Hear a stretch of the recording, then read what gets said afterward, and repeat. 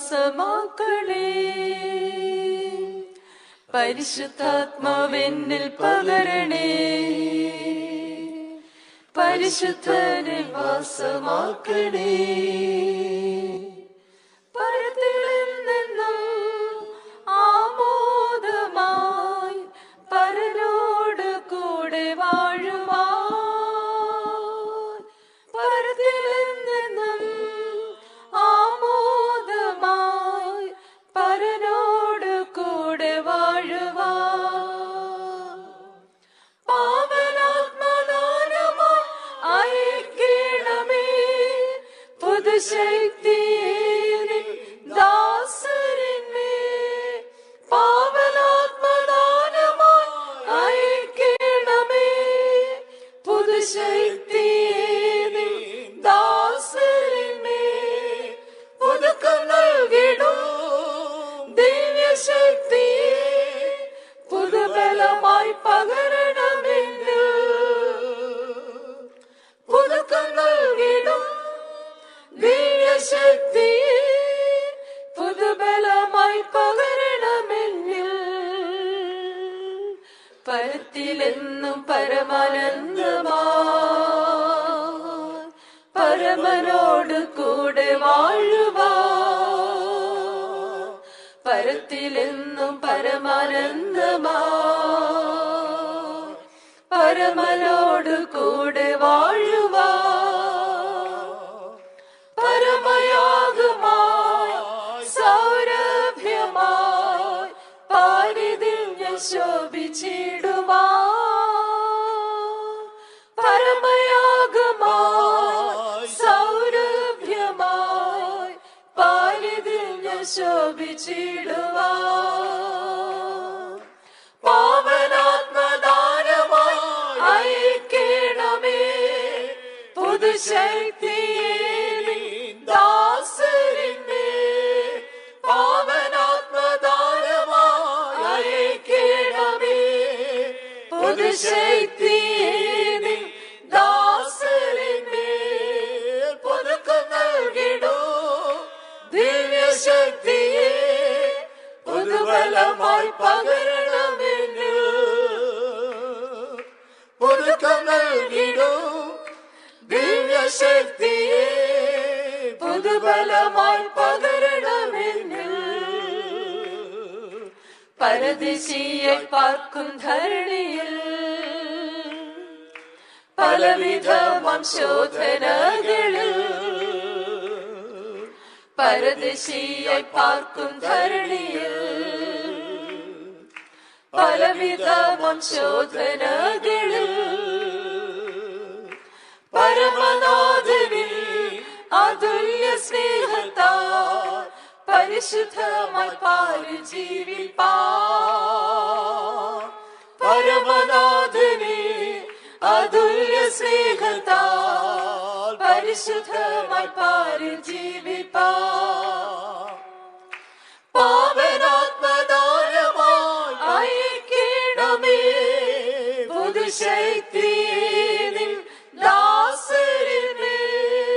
പാവനാത്മദാനമായി അയക്കണമേ പുതുശക്തിയെ ദാസരിന്മേൽ. പുതുക്കം നൽകിടും ദിവ്യശക്തിയെ പുതുബലമായി പകരണമെന്ന്. പുതുക്കം നൽകിടും ദിവ്യശക്തിയെ പുതുബലമായി പകരണമെന്ന്. പിന്മഴയായി അയച്ചിടണമേ പരിശുദ്ധാത്മശക്തി എന്നുള്ളിൽ. പിന്മഴയായി അയച്ചിടണമേ പരിശുദ്ധാത്മശക്തി എന്നുള്ളിൽ. പാവനമാകൂ നിന്നൽവരങ്ങളെ പരിപൂർണമായി പ്രാപിച്ചിടുവാൻ, പാവനമാകൂ നിന്നൽവരങ്ങളെ പരിപൂർണമായി പ്രാപിച്ചിടുവാൻ, പാവനാത്മദാനമായി പുതുശക്തി ദാസരിമേ പാവനാത്മദാനമായി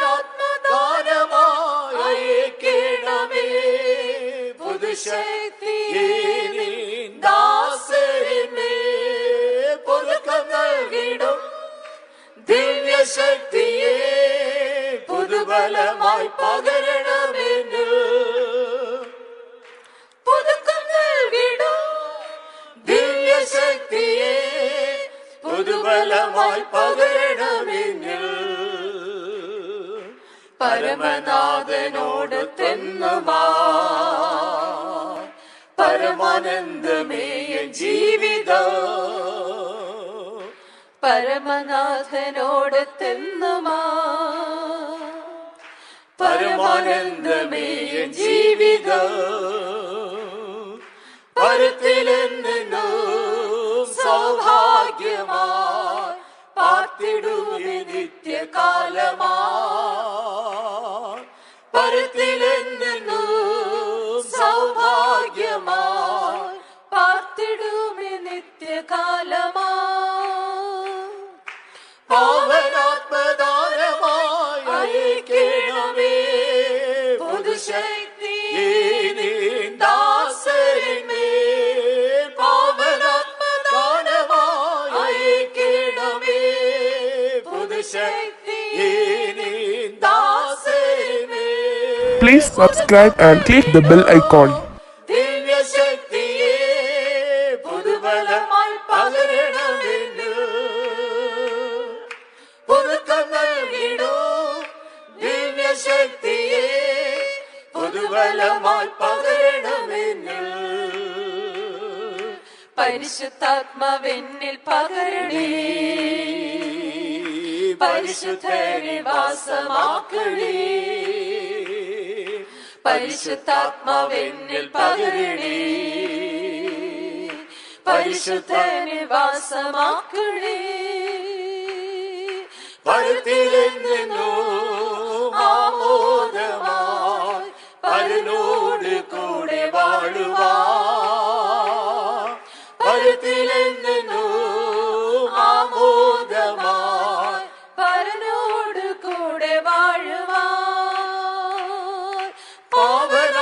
പാവനാത്മദാനമായി അയക്കണമേ പുതുശക്തി ദാസരിമേ പാവനാത്മദാനമായി അയക്കണമേ പുതുശക്തിയെ ദാസരിമേ പുതുക്കം നൽകിടും ദിവ്യശക്തിയെ പുതുബലമായി പകരണമെന്ന് പുതുക്കം നൽകിടും ദിവ്യശക്തിയെ പുതുബലമായി പകരണമെന്ന് പാവനാത്മദാനമായി അയക്കണമേ പുതുശക്തിയെ ദാസരിമേ പാവനാത്മദാനമായി അയക്കണമേ പുതുശക്തിയെ ദാസരിമേ പുതുക്കം നൽകിടും ദിവ്യശക്തിയെ പുതുബലമായി പകരണമെന്ന് പുതുക്കം നൽകിടും ദിവ്യശക്തിയെ പുതുബലമായി പകരണമെന്ന് പാവനാത്മദാനമായി അയക്കണമേ പുതുശക്തിയെ ദാസരിമേ പാവനാത്മദാനമായി അയക്കണമേ പുതുശക്തിയെ ദാസരിമേ പുതുക്കം നൽകിടും ദിവ്യശക്തിയെ പുതുബലമായി പകരണമെന്ന് പുതുക്കം നൽകിടും ദിവ്യശക്തിയെ പുതുബലമായി പകരണമെന്ന് പാവനാത്മദാനമായി അയക്കണമേ പുതുശക്തിയെ ദാസരിമേ പാവനാത്മദാനമായി അയക്കണമേ പുതുശക്തിയെ ദാസരിമേ പുതുക്കം നൽകിടും ദിവ്യശക്തിയെ പുതുബലമായി പകരണമെന്ന് പുതുക്കം നൽകിടും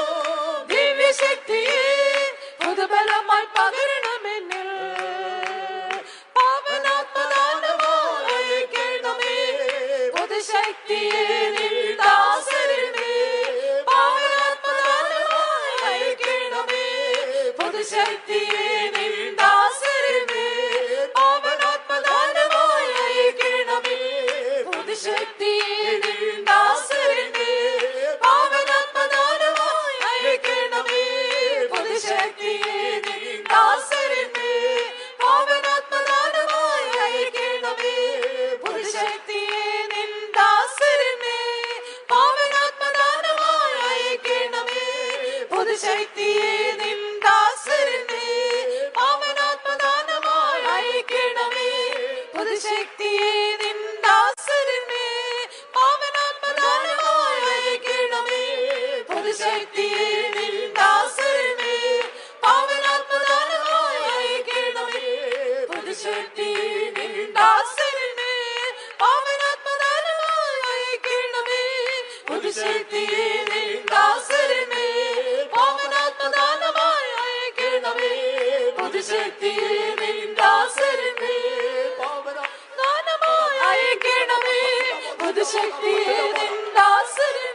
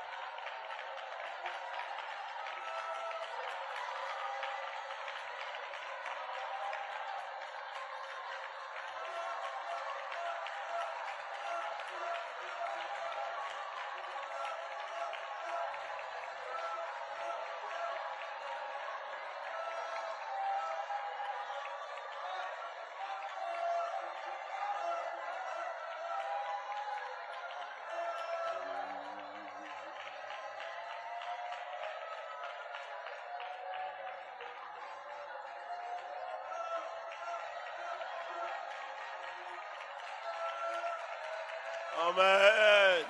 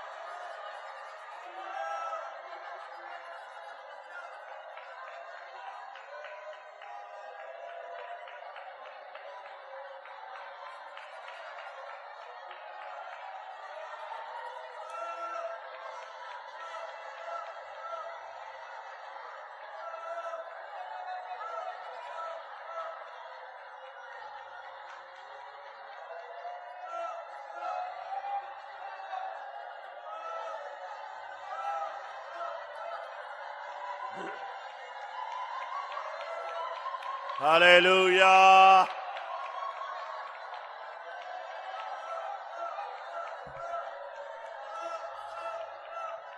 Amen. ஒரு நாளும் தயை கண்டேனையா அந்நாள் என்னை வெறுத்தீரையா ஒரு நாளும் கண்டேனையா அந்நாள் என்னை வெறுத்தீரையா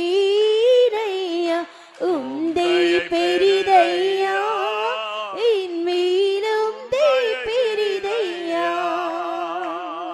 உந்தை பெரிதையா என் மேலும் பெரிதையா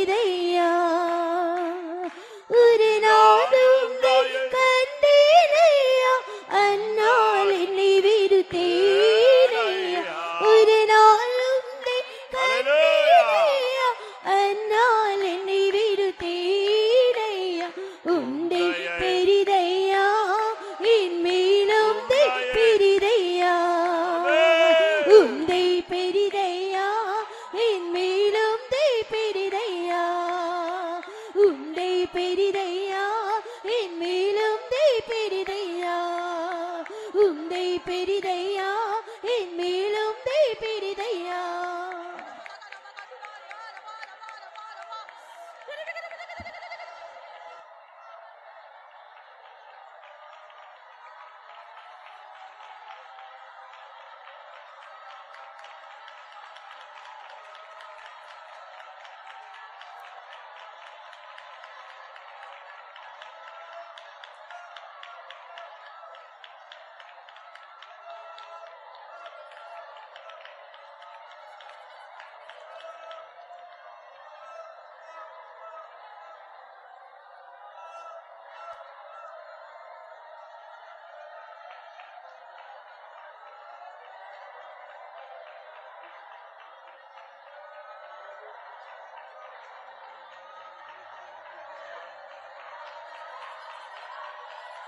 Amen. Halemania, Rahai, Damania. Hakara, Malabakara, Mania.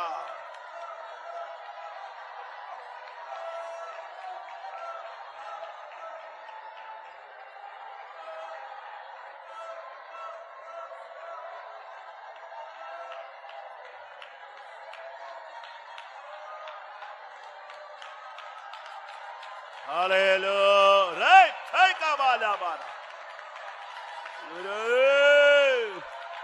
உம்தயை பெரிதையா என் மேல் உம்தயை பெரிதையா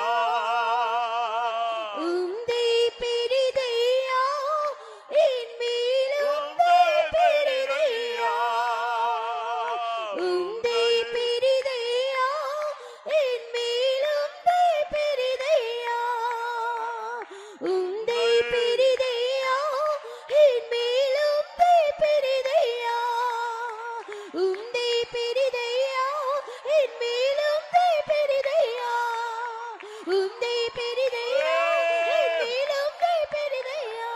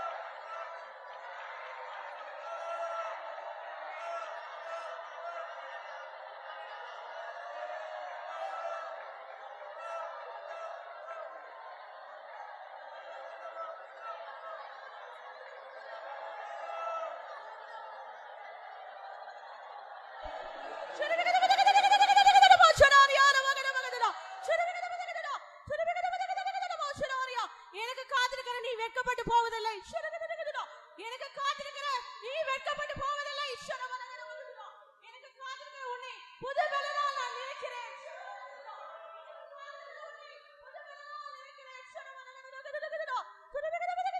எனக்கு காத்திருக்கிற நீ வெட்கப்பட்டு போவதில்லை எனக்கு காத்திருக்கிற நான் உன்னை புது சிருஷ்டியாய் நான் மாற்றுகிறேன் இப்பொழுதும் உண்மையான மனஸ்தாபத்தோடு நீ என் சமூகத்தில் ஒப்புக்கொடு உன்னை மறுரூபப்படுத்தக்கூடிய மகிமையின் ஆவியினால் நான் உன்னை நிரப்புகிறேன் மகிமையின் ஆவியை தருகிறேன் என்று கர்த்தர் உரைக்கிறார்.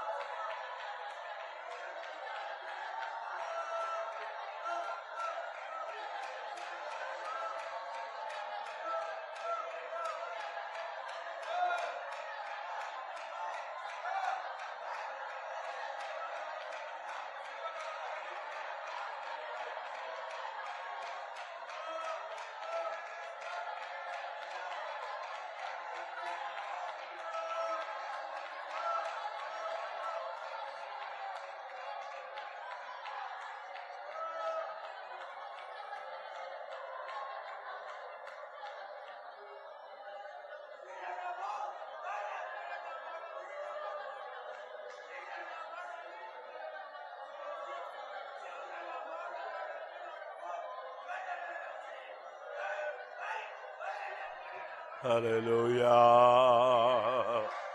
Amen. Hallelujah.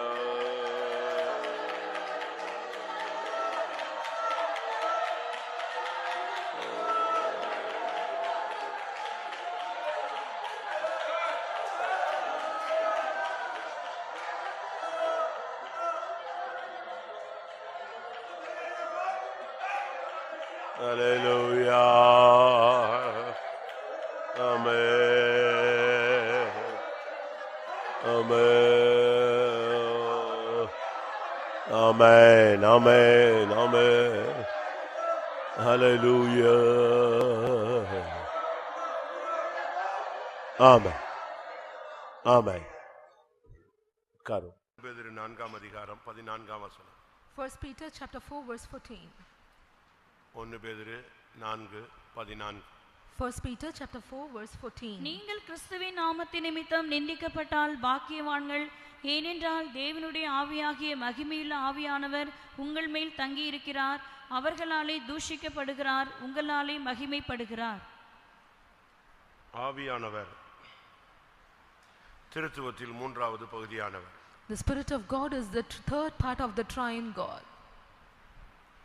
திருத்துவத்தில் அந்த 3வது பகுதியாகிய ஆவியானவருடைய புதிய ஏற்பாட்டு செயல்கள் என்ன அப்படின்னு சில வசனங்களை நாம் தியானிக்கலாம்.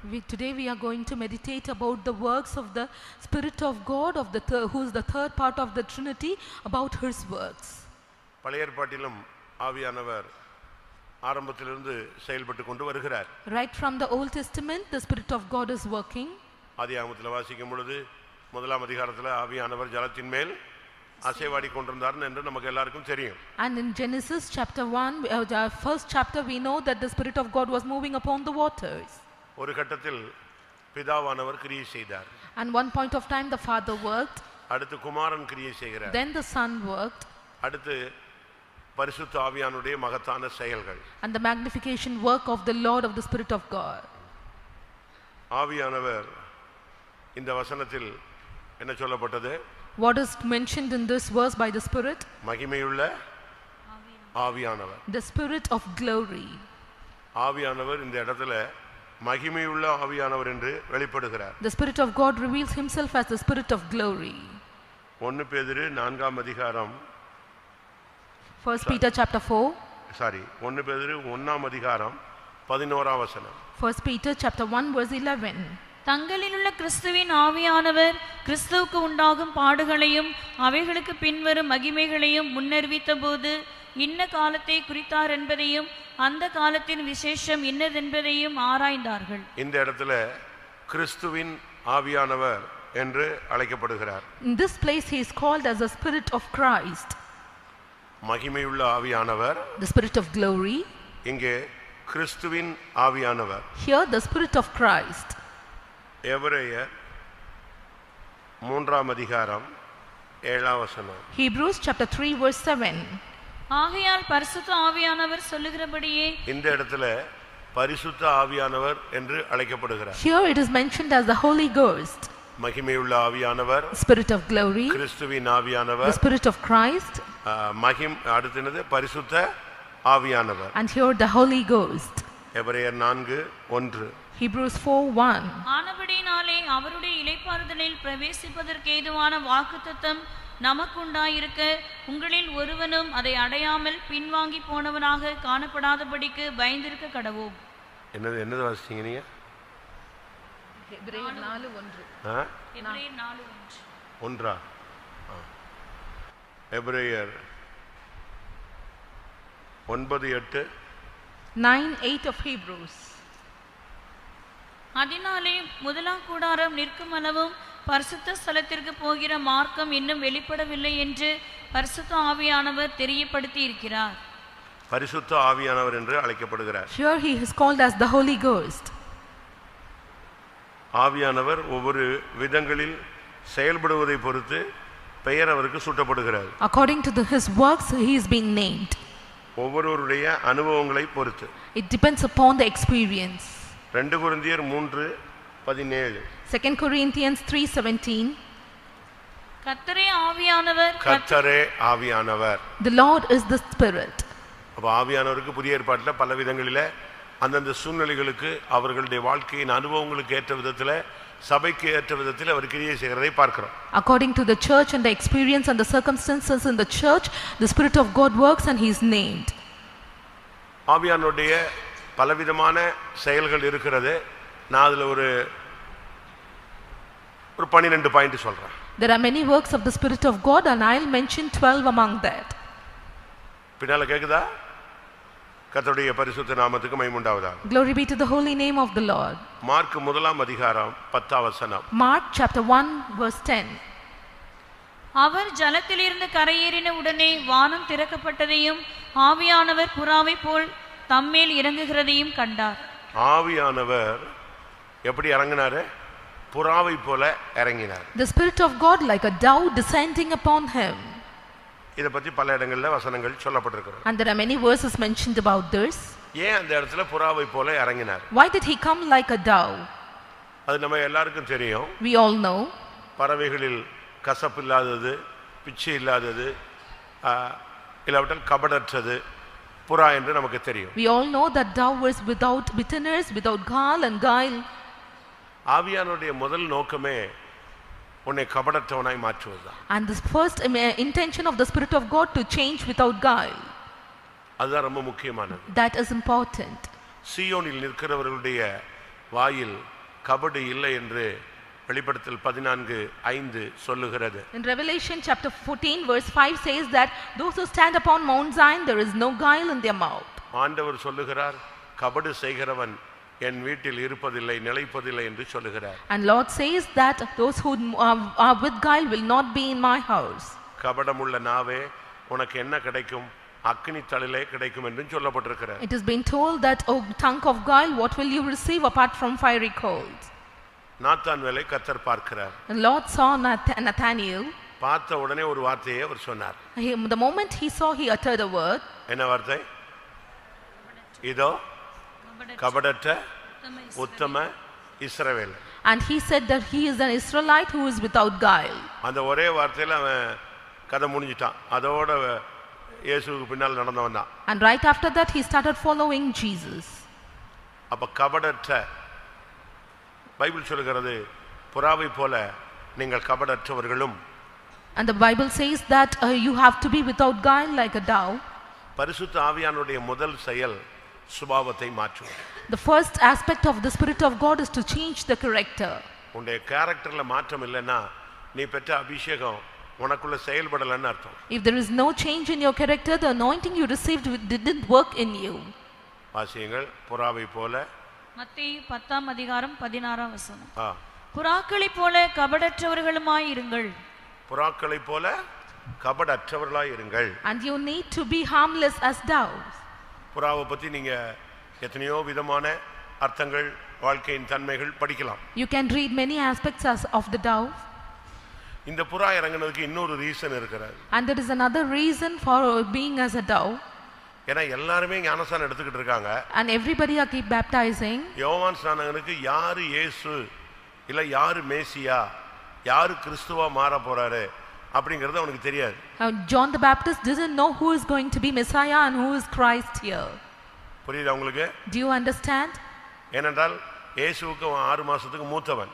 And he is elder 6 months of Jesus. அவங்க அம்மாவுக்கும் இவங்க அம்மாவுக்கும் பழக்கம் இருந்துச்சு. And both the mothers had a relationship. ஆனா இயேசு பிறக்கிறதுக்கு முன்னாலேயே இவர் நாசரேத் அப்படி இப்படின்னு வெளியூர் போயிட்டார். And before the birth of Jesus he went out of the city. அப்படிதானே? எகிப்துக்கு போயிட்டாரு. He went to Egypt. நாசரேத்துக்கு போயிட்டாரு. He went to Nazareth. அப்படி இந்த ஒரு பெரிய gap உண்டாயிடுச்சு. There was a big breach among them.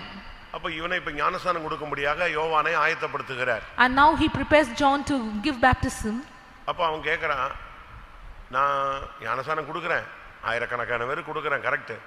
ஆனா எனக்கு நீ கொண்டு வந்தது நோக்கம் வந்து இயேசுவுக்கு ஞானஸ்நானம் கொடுக்கணும். அப்ப அவர் இயேசுங்கிறதை நான் எப்படி கண்டுபிடிக்கிறது? And he giving baptism is the purpose is to baptize Jesus, and how will he identify Jesus? இயேசுங்கிற பேர்ல अनेகர் இருந்தாங்க. அது உங்களுக்கு தெரியும்னு நினைக்கிறேன். And do you know that there were many in the name of Jesus? பைபிள்ல எத்தனை பேர் இருக்காங்க இயேசுங்கிற பேர்ல? How many are there in the name of Jesus? இயேசு, பரியேசு, இப்படி பலரும் அழைக்கப்பட்டாங்க. And there are many called in the name of Jesus. அப்ப இதுல யாரு தேவனால் நியமிக்கப்பட்ட தேவகுமாரன் அதை கண்டுபிடிக்கணும். He want to identify who is the son of God being appointed by God. அப்ப யோவான் ஒரு அடையாளம் கேட்டான்.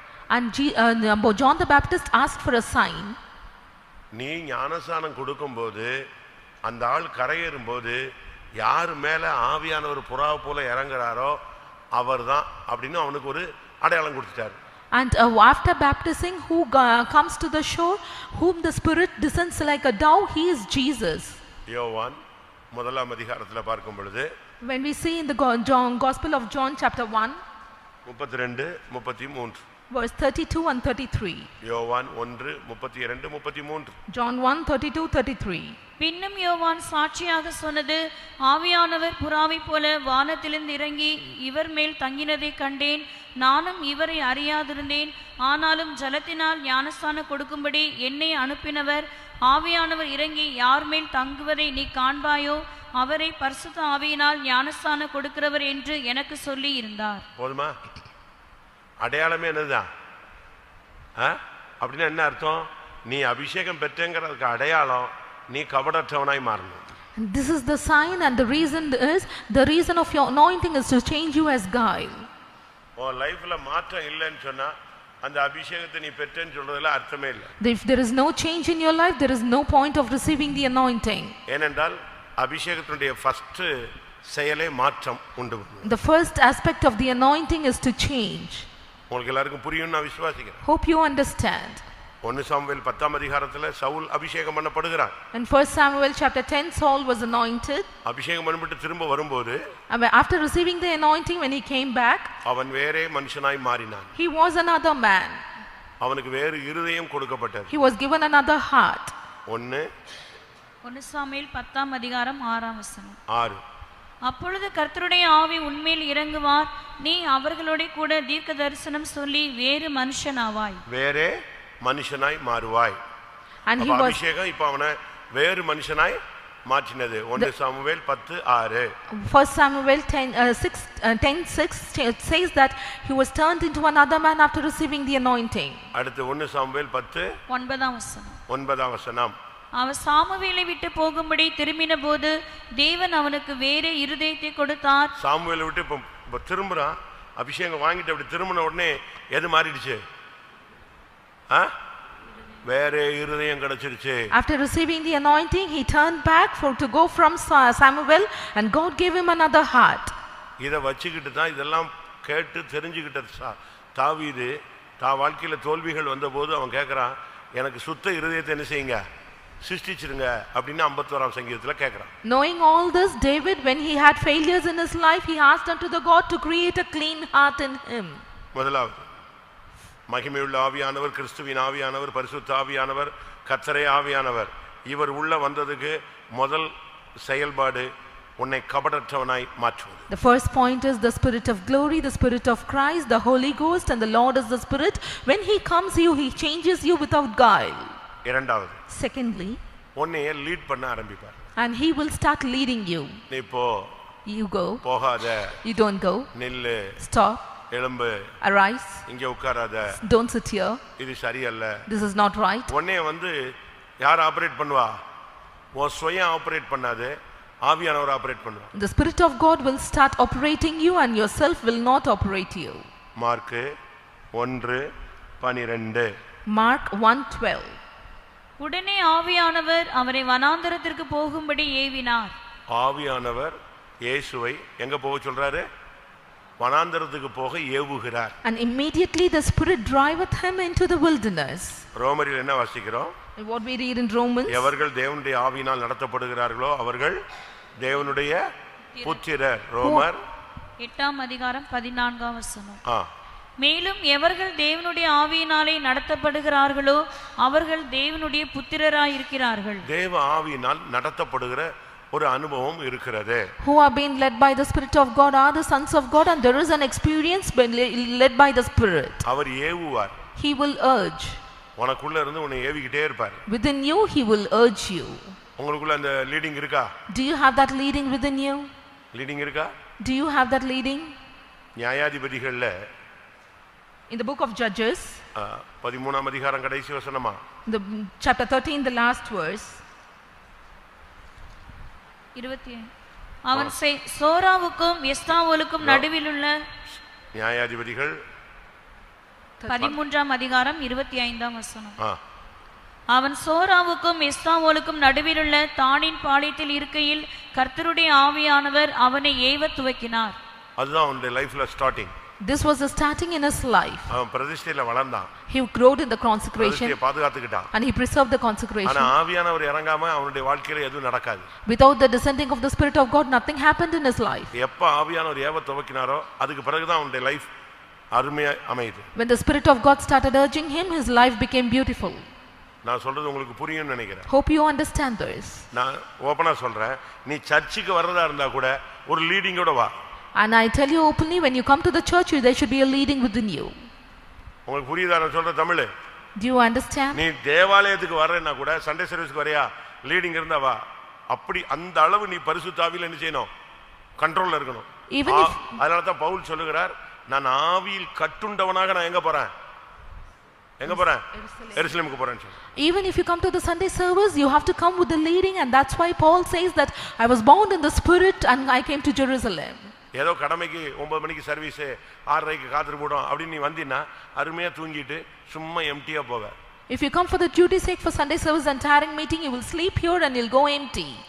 அபிஷேகத்தின் தூண்டுதல்ல இன்னைக்கு போகணும், இன்னைக்கு ஸ்தோத்திரம், இன்னைக்கு அபிஷேகம் பெறணும், வரங்கள் வேலை செய்யணும், நம்மளோட கர்த்தர் பேசணும், இப்படி ஏவுதல்ல வாங்க, நீங்க இயேசுவை பார்ப்பீர்கள். And when you come with an urging that I need to go for the tiring meeting, I should receive an anointing, and the gift should be operated, and God will speak to you. லூக்காவின் சுவிசேஷத்துல Simeon தேவனுடைய ஆவியின் ஏவுதலினால் தேவாலயத்துக்கு வந்தான். The Gospel of Luke, Simeon came to the synagogue by the urging of the Spirit. லூக்கா 2ஆம் அதிகாரம் 27ஆம் வசனம். அவன் ஆவியின் ஏவுதலினால் தேவாலயத்திலே வந்திருந்தான். போதுமா? நான் சொன்னது வசனம் இருக்கா? Is there a verse that I told it?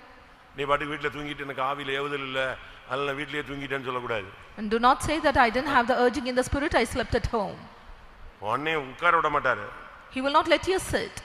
அப்படி வந்த பொழுது When he came back, அங்க யாரை பார்த்தான்? whom did he see? அவருடைய இரட்சணியத்தை என் கண்கள் கண்டது. And he says that I saw his salvation. ஒரு கூட்டத்தார் அப்படி தான் வர்றாங்க, கர்த்தரை தேடி வராங்க.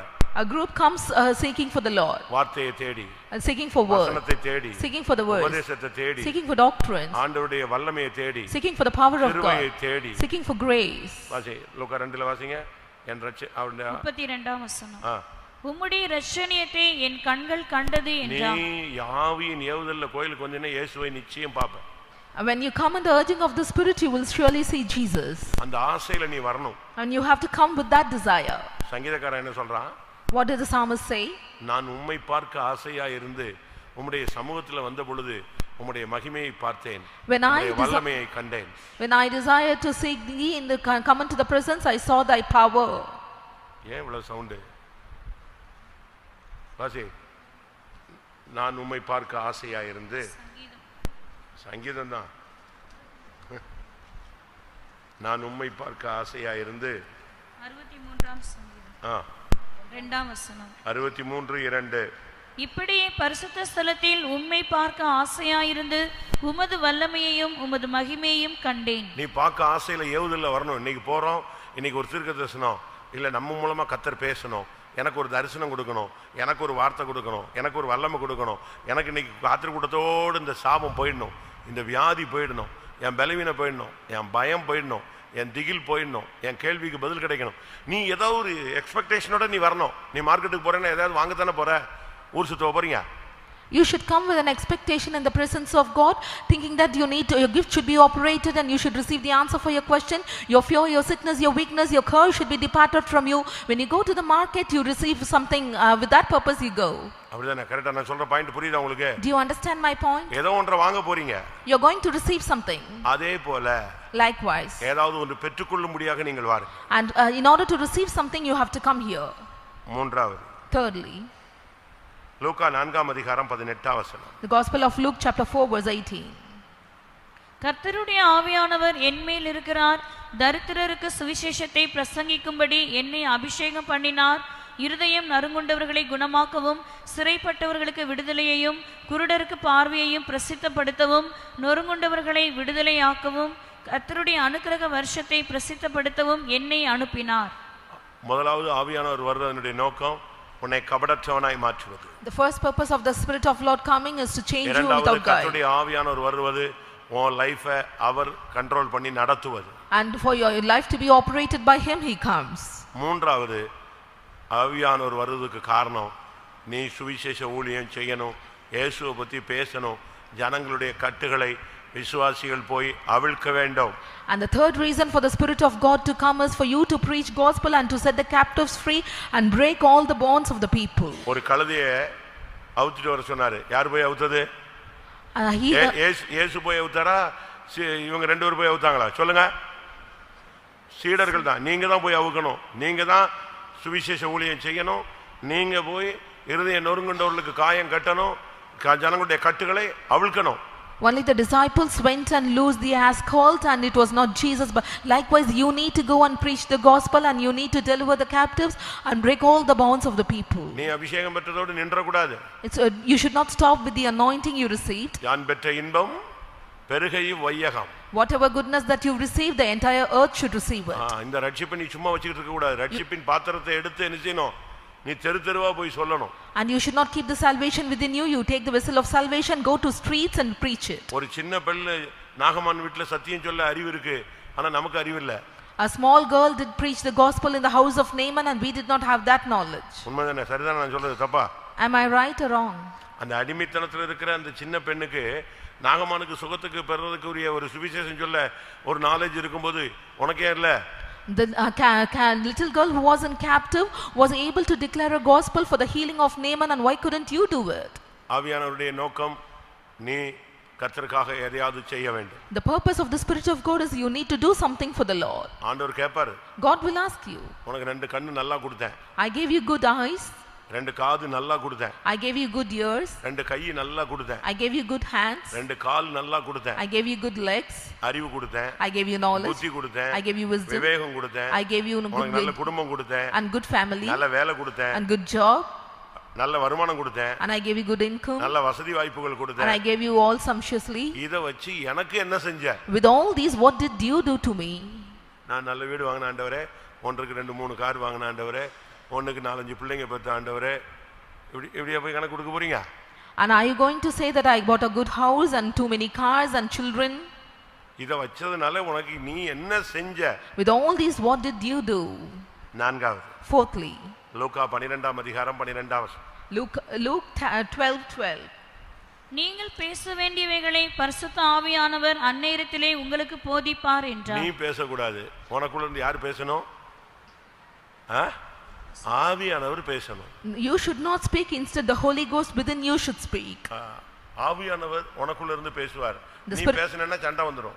The Spirit of God will speak within you, and if you speak, the fight begins. நீ பேசணும்னா சொற்களின் மிகுதியில் சொல்லுங்க பாவம் இல்லாமல் போகாது. In multitude of words the sin will abound. நீ பேசணும்னா ஆகாத சம்பாஷணைகள் நல்லொழுக்கத்தை கெடுக்கும். And when you speak, all the evil conversations will spoil your character. நீ பேசினா மனுஷர் பேசுற ஒவ்வொரு வீணான வார்த்தைக்கு என்ன செய்யணும்? கணக்கு கொடுக்கணும். Every vain word of a man, he has to give account of it. அப்படியானால் யார் பேசணும் உனக்குள்ள இருந்து? If so, who should speak within you? கரெக்ட்டா ஆவியானவர் பேசுவார். The Spirit of God will speak. தேவன்னா பேசுவார். If it is need, he will இல்லனா அவர் speak. பேச மாட்டார். If not, he will not. Off ஆயிடுவார். He will be silent. அப்படிதானே பைபிள் சொல்லுகிறது? That's how the Bible says. எபேசியர் 4ஆம் அதிகாரம் என்ன சொல்லுது? Ephesians chapter 4 says, கெட்ட வார்த்தைகள் ஒன்று உங்கள் வாயிலிருந்து புறப்பட வேண்டாம், கேட்கிறதற்கு பக்தி விருத்திக்கு ஏதுவான வார்த்தைகள் இருந்தால் அதையே நீங்கள் பேச கடவீர்கள். And no vain words or evil word, corrupt communication proceed out of your mouth, but that which is good to use of edification, that it may minister grace unto the hearers. வாசிங்க.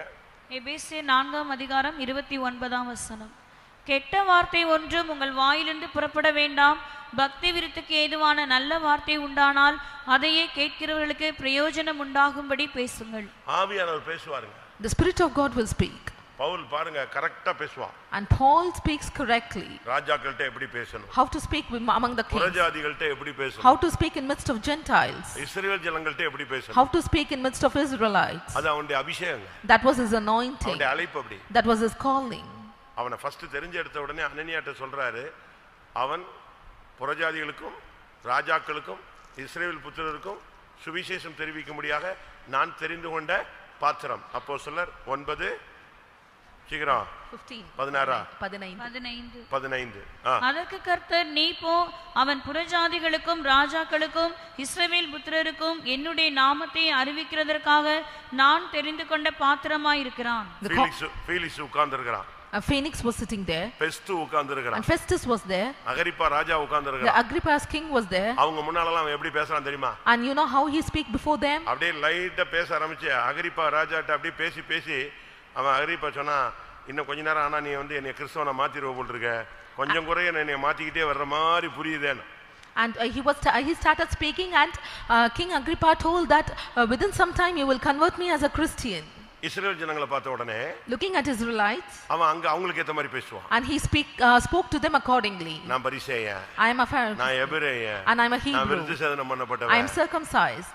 தப்புன்னு அவன் இஸ்ரவேலர் மாறிடும். And he will change as an Israelite. அப்படி புறஜாதிகள்ட்ட வந்தீங்கன்னா, when he comes to Gentile, அத்தேனே பட்டணத்துல பேசிட்டே வரான். I mean he speak in the city of Athens. நீங்க ஒரு இடம் வச்சிருக்கீங்க, அறியப்படாத தேவன் சொல்லிருக்கீங்க, நான் அவர்தான் சொல்றேன், அவர்தான் இயேசுங்கறான். And he said, you have a place and you say that the God is unknown God and he is Jesus. ஆவியானவர் அந்தந்த நேரத்துல வார்த்தையை தருவார். ஏற்ற வேளையில சொல்லப்பட்ட வார்த்தை ஏற்ற வேளையில சொல்லப்பட்ட வார்த்தை வெள்ளி தட்டில் வைக்கப்பட்ட பொற்பழங்களுக்கு சமானம். The fitly spoken words are like the fruits which has been kept in the silver plate. சரியான வார்த்தை சொன்னீங்கன்னா அது விடாய்த்தவனுக்கு எப்படி இருக்கும்? நற்செய்தி விடாய்த்த ஆத்துமாவுக்கு எப்படி? ஒரு ஐஸ் வாட்டர் மாதிரி இருக்கும். And the right word is like the water for the weary soul. அப்படி இல்லையா? நீதிமொழி 25ஆம் அதிகாரம் ஐஸ் வாட்டர் இல்ல, வாசி நான் ஐஸ் வாட்டர்னு சொல்லிட்டேன். cold water. நீதிமொழி 25ஆம் அதிகாரம் 20. தூர தேசத்திலிருந்து வரும் நற்செய்தி விடாய்த்த ஆத்துமாவுக்கு கிடைக்கும் குளிர்ந்த தண்ணீருக்கு சமானம். இங்கிலீஷ்ல எப்படி இருக்கு? As cold waters to a thirsty soul. cold waters, correct தான். cold water தான். நம்ம இப்போ ஏசியை வந்து ஏசி இருந்தா மதிப்பு மரியாதைங்கிறோம். அந்த காலத்து ராஜாக்கள் மின்சாரம் இல்லாமலே ஏசி வச்சிருந்தான். தெரியும் தானே உங்களுக்கு எல்லாம் இருக்கும். And now we have air conditions, only then we'll have a respect. And those days the king had air conditions without electricities. இன்னைக்கு வந்து நம்ம இத்தனை டன் ஏசி இந்த ரூமுக்கு இத்தனை டன்னுக்கு போடணும், அப்பனா இந்த இது வச்சா டெம்பரேச்சர் நல்லா இருக்குங்கிறோம். அந்த காலத்திலேயே ராஜாக்கள் எப்படி தான் இருந்தான்? கரண்டே இல்லாம ஏசியில இருந்தான். எப்படி? வாசி, நியாயாதிபதிகள் குளிர் அறையில் அவர்கள் உட்கார்ந்திருந்தாங்க. ராஜா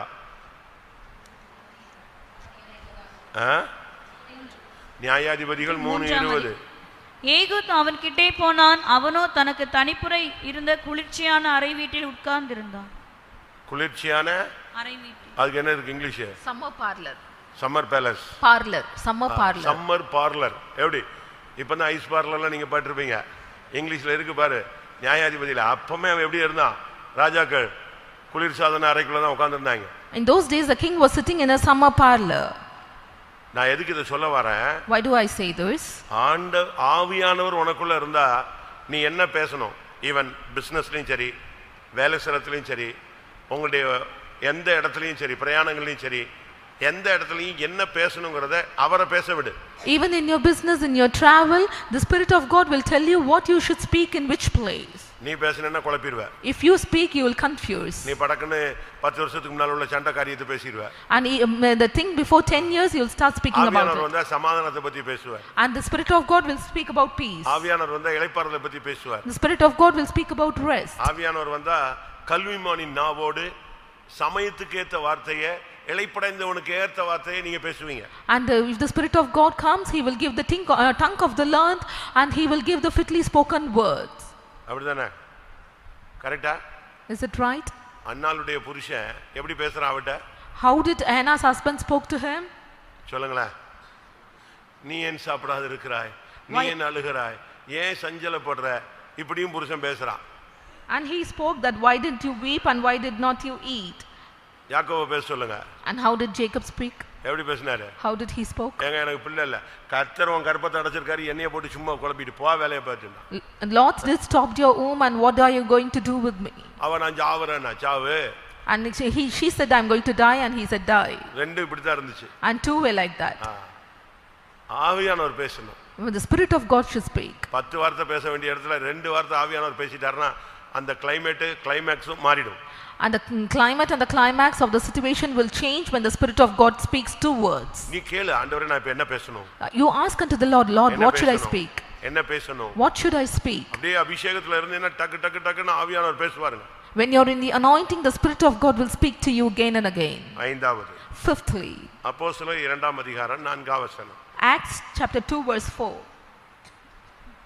அல்லாமலும் அக்கினிமயமான நாவுகள் போல பிரிந்திருக்கும் நாவுகள் அவர்களுக்கு காணப்பட்டு அவர்கள் ஒவ்வொருவர் மேலும் வந்து அமர்ந்தது. என்னது எது அமர்ந்துச்சு? அவர்கள் எல்லாரும் பரிசுத்த ஆவியினாலே நிரப்பப்பட்டு ஆவியானவர் தங்களுக்கு தந்தளின வரத்தின்படியே வெவ்வேறு பாஷைகளிலே பேசத் தொடங்கினார்கள். இது எந்த வசனம்? 4 தானே? ஆவியானவர் வரங்கள் மூலமாக அந்நிய பாஷை மூலமாக இடைபடக்கூடியவர். Holy Ghost will speak through tongues and through gifts. ஆவியானவர் வந்தா 2 பேருக்கு உண்டா போதும். When the Spirit of God comes, when 2 people gather, it's enough. தான் இருக்கு, வேற ஆளு இல்லன்னு சொன்னா அந்த ஒரு ஆளுக்கு ஆவியானவர் தீர்க்கதரிசனம் சொல்லுவார். And for that one person, our Spirit of God will utter prophecy. புரியுதா?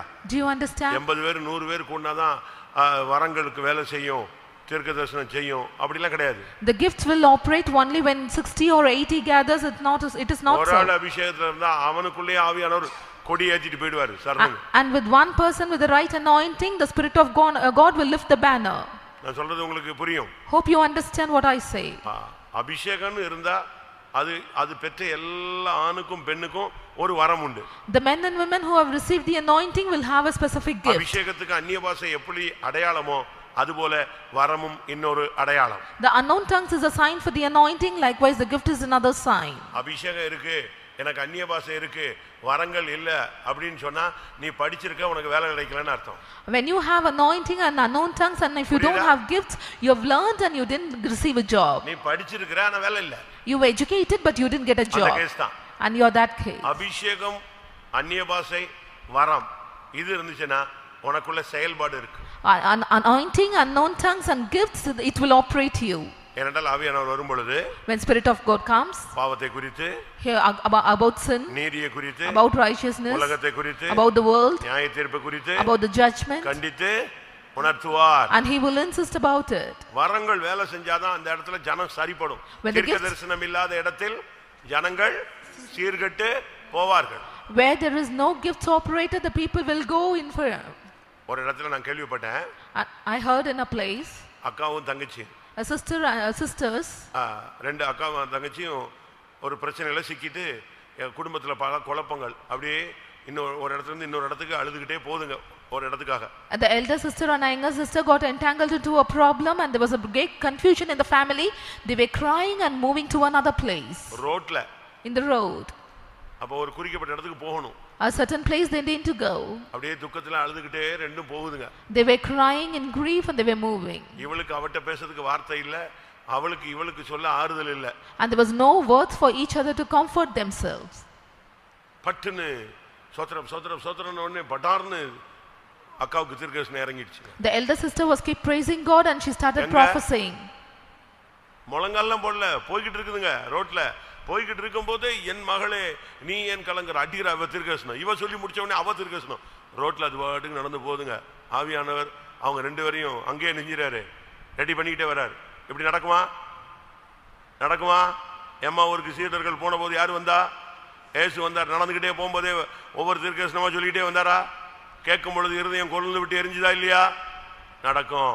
These two sisters, when they were walking in the road, they started prophesying immediately and Spirit of God started preparing themselves in midst of the road. And likewise the disciples who went to Emmaus, they were also walking and they were prophesying. கர்த்தர் பேசுவாரு. God will speak. உன்கிட்ட பேசுறதுக்கு அந்நிய பாஷை தான் அவருக்கு ஒரு வாய்ப்பு. And the unknown tongue is an opportunity for him to speak. அந்நிய பாஷை பேசுகிறான், தேவனோடு பேசுகிறான். And he that speaks in unknown tongue speaks secrets with God. அந்நிய பாஷை பேசுறவன் தனக்கு பக்தி விருத்தி உண்டாக பேசுகிறான். And he that speak unknown tongue speak for his edification. நீங்க பேச ஆரம்பிச்சிட்டீங்கன்னா ஆவியானவர் உள்ள வந்துருவாரு. When you start speaking, the Spirit of God will come within you. ஆவியானவர் வரும் பொழுது வரங்கள் கிரியை செய்யும். When Spirit of God comes, the gifts will start operating. அப்போஸ்தலர் Acts 10ஆம் அதிகாரம் chapter 10, 29 வசனம். verse 29. ஆகையால் நீங்கள் என்னை அழைப்பித்த போது நான் எதிர்பேசாமல் வந்தேன். இப்போது என்ன காரியத்துக்காக என்னை அழைப்பித்தீர்கள் என்று கேட்கிறேன் என்றான். 10 29